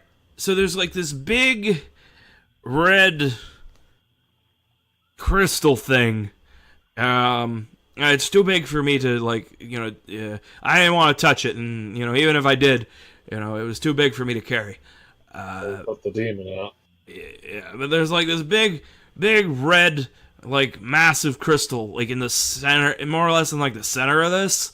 I don't know, and it's like glowing like with this. It's real bad. I don't know what it is. I got a bad feeling just looking at it. But like, there's a bunch of other stuff going on. Like, okay, so there's all these scavengers, right? There's these big. There's all the like the normal swamp critters, but there's also like a lot of carrion crawlers have come out of somewhere, and they're all they're all making their way around, but there's something real scary near the center, and I don't think we should go anywhere near it. You guys know what a cadaver collector is?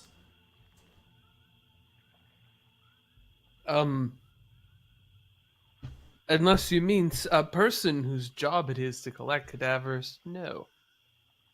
There are a lot of those in Milfenburg. Oh, okay. All right. Well, yeah. So it's something the Devil's built for the Blood War. It's a giant.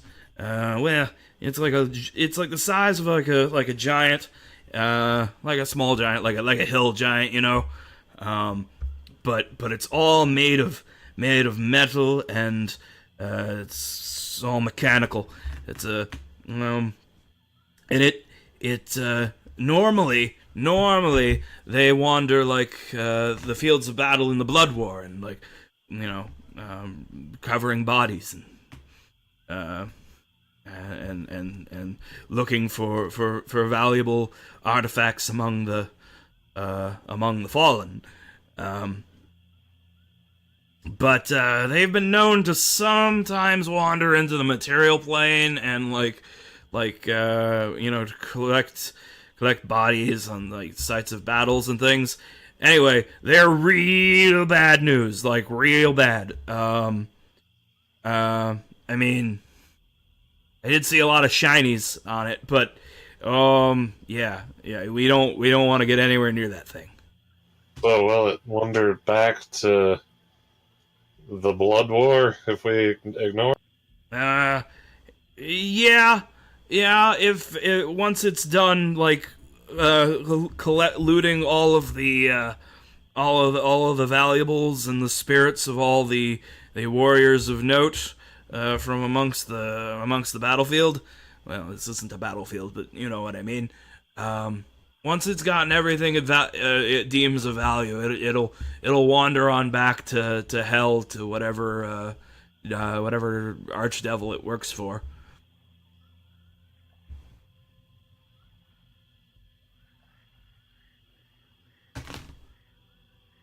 And you would say that there is no danger to the living in Clink. Yeah, as long as they don't go poking it, or get too close to it, or have anything shiny on them. How close can you get while having something shiny on you? I mean, as long as it doesn't, like, see you. Well, we should probably get moving then, and issue a warning to Clink not to enter this area for the time being. Do you suppose that will be enough? Yeah, that should be fine. Wait, so the red glowing is right, the gem. We should probably not let it have whatever that is.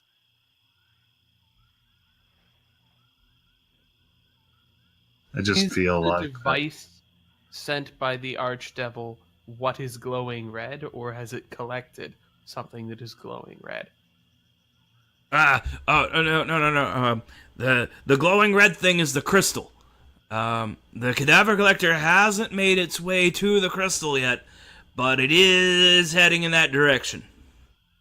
Well, I suppose maybe we should probably get it.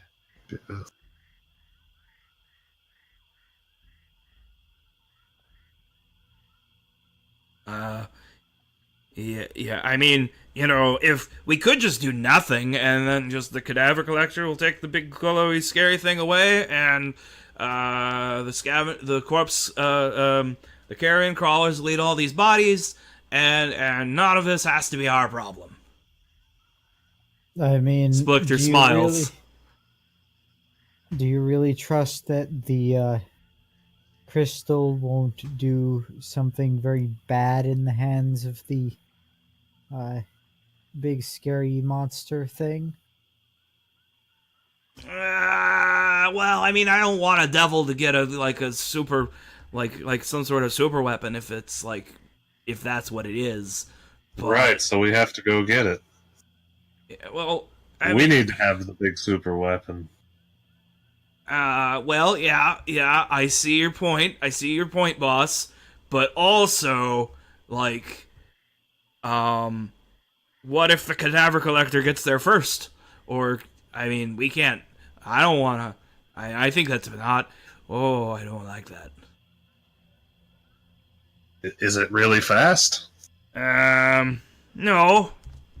And it is like checking the corpse.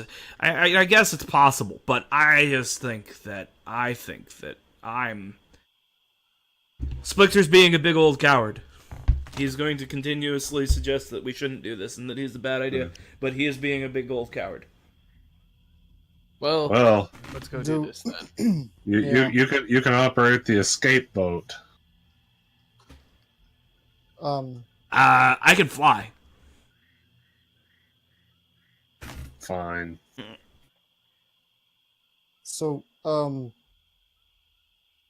I am about to pass out, so I need to hop off. Okay. Yeah, actually, I think that this is probably a pretty good place to stop anyway.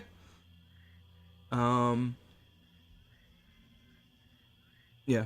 So we'll go ahead and end here for the Call it a night. cliffhanger. Yeah. Something like a cliffhanger. So for my own sake, is the party is going to attempt to recover the red gem? Yes. I mean, we basically have to, don't we? Yeah. I mean, you that's don't kinda how have I to. feel. You totally have the option of letting an In archdevil a get it. strictly technical sense, that's true, but I think the story demands that we try to get it. And, good common sense that this could easily kill lots of people. Also, Lucas, do you have, Retro, do you have Fireball? Oh yeah, we are fully armed and operational. Okay, Although I'm 'cause- most interested in identifying this thing. Well, and I've also got Shatter, which will actually be very effective on that. Well, hopefully it doesn't come to that. Hopefully. I'm just saying, like, if it does... We don't actually know anything about this thing. I could demand that Lucas be allowed to roll an untrained check to have heard of this thing. Oh, no, I'm sorry. I meant the corpse collector, not the... No, me too. I don't think we know what that is. But Oh, okay. you know what? I think I will demand that untrained Arcana check because I'm a wizard, damn it, and I don't need to be trained in Arcana to roll an 8.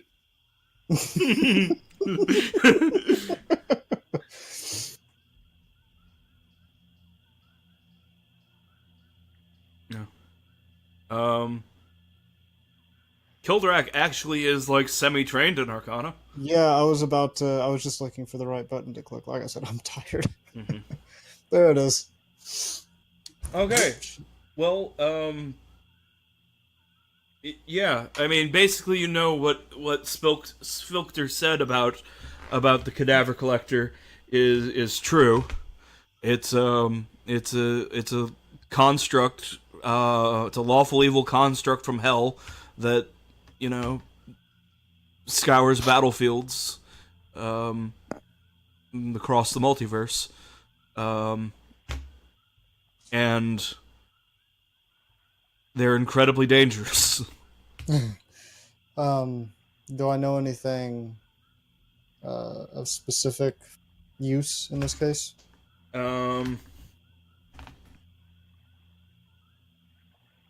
They're often surrounded by ghosts or specters, rather. If we were to put extremely dangerous on a scale of say 1/8 to 20, Mm-hmm. would Kildrak know what that number would be? With a crit, sure.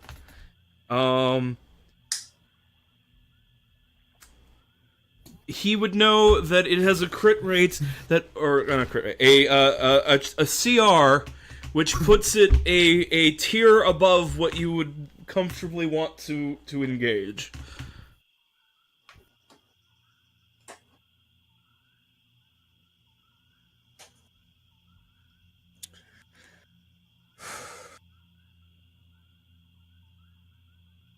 A tier being like a large swath of levels.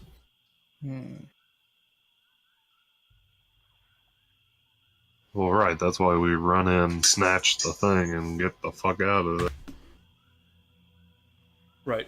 I'm saying Kildrak knows that the avoid and get the thing before it and then get out is probably the preferable plan to like attacking it. Next question: is any of us even remotely capable of stealth? Of what? Stealth. It's a good joke. I've got I two. can turn invisible. I have a +3, but besides that, not really. That invisibility sounds pretty good. Maybe we're just sending Phil Sticker in alone. Suddenly glad I didn't take the invisibility spell. Hey,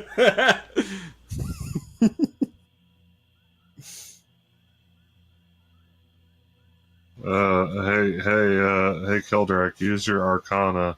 Is this one of those weird editions of D&D where, like, all demons can see invisible shit all the time? Because that's how I'm used to D&D working. Is like, I'll go read the monster manual and it'll turn out like, oh, vampires can see you if you're invisible.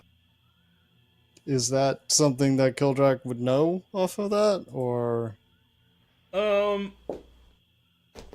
I'll tell you, it has dark vision, but it can't see invisible. Okay.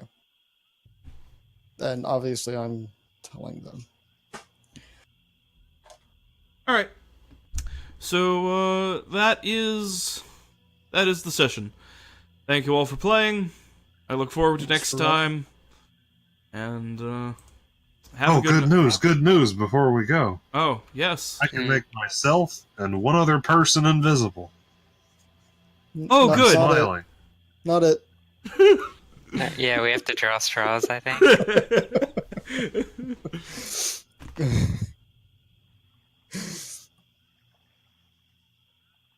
No, in all honesty, it'll probably should be someone with, probably not a dwarf because we've got lower speed. Silas can run fastest, can't he? He does have like a 40-foot speed now, yeah. Jesus, yeah, okay. I've got 25. So, I wanted to ask an important question. This undead canoe that we have, Yes. do we live in a setting with undead canoes? That is, when I use summon vehicle, can I get one that's magically propelled? In No. that fashion? No, because the undead canoe is not so much a type of vehicle as it is a couple of skeletons who have been crucified to a regular canoe. So I'm still on mechanical vehicles. Yes, yes. You... Clockworks and the like. Right, when we leave the swamp, we have to, like, get a fancy curtain and staple it around the edge of the undead canoe so that people can't see that it's the undead canoe. And you just, like, ride around on this strange walking platform like you're Baba Yaga? Yes. Right. Well, more likely, as time progresses, we're probably going to use summoned vehicles more, especially when I can make it a summoned air vehicle and we don't have to swim or row. But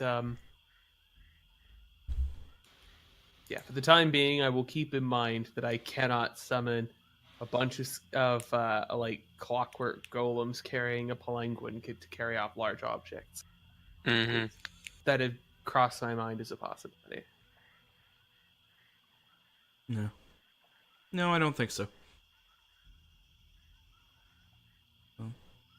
Okay. So, once again, thank you all for playing. This is the end of the session. Good night, everybody. Thank you for Oh, running. good night if you're going. Yeah, Good thank night. you for running it.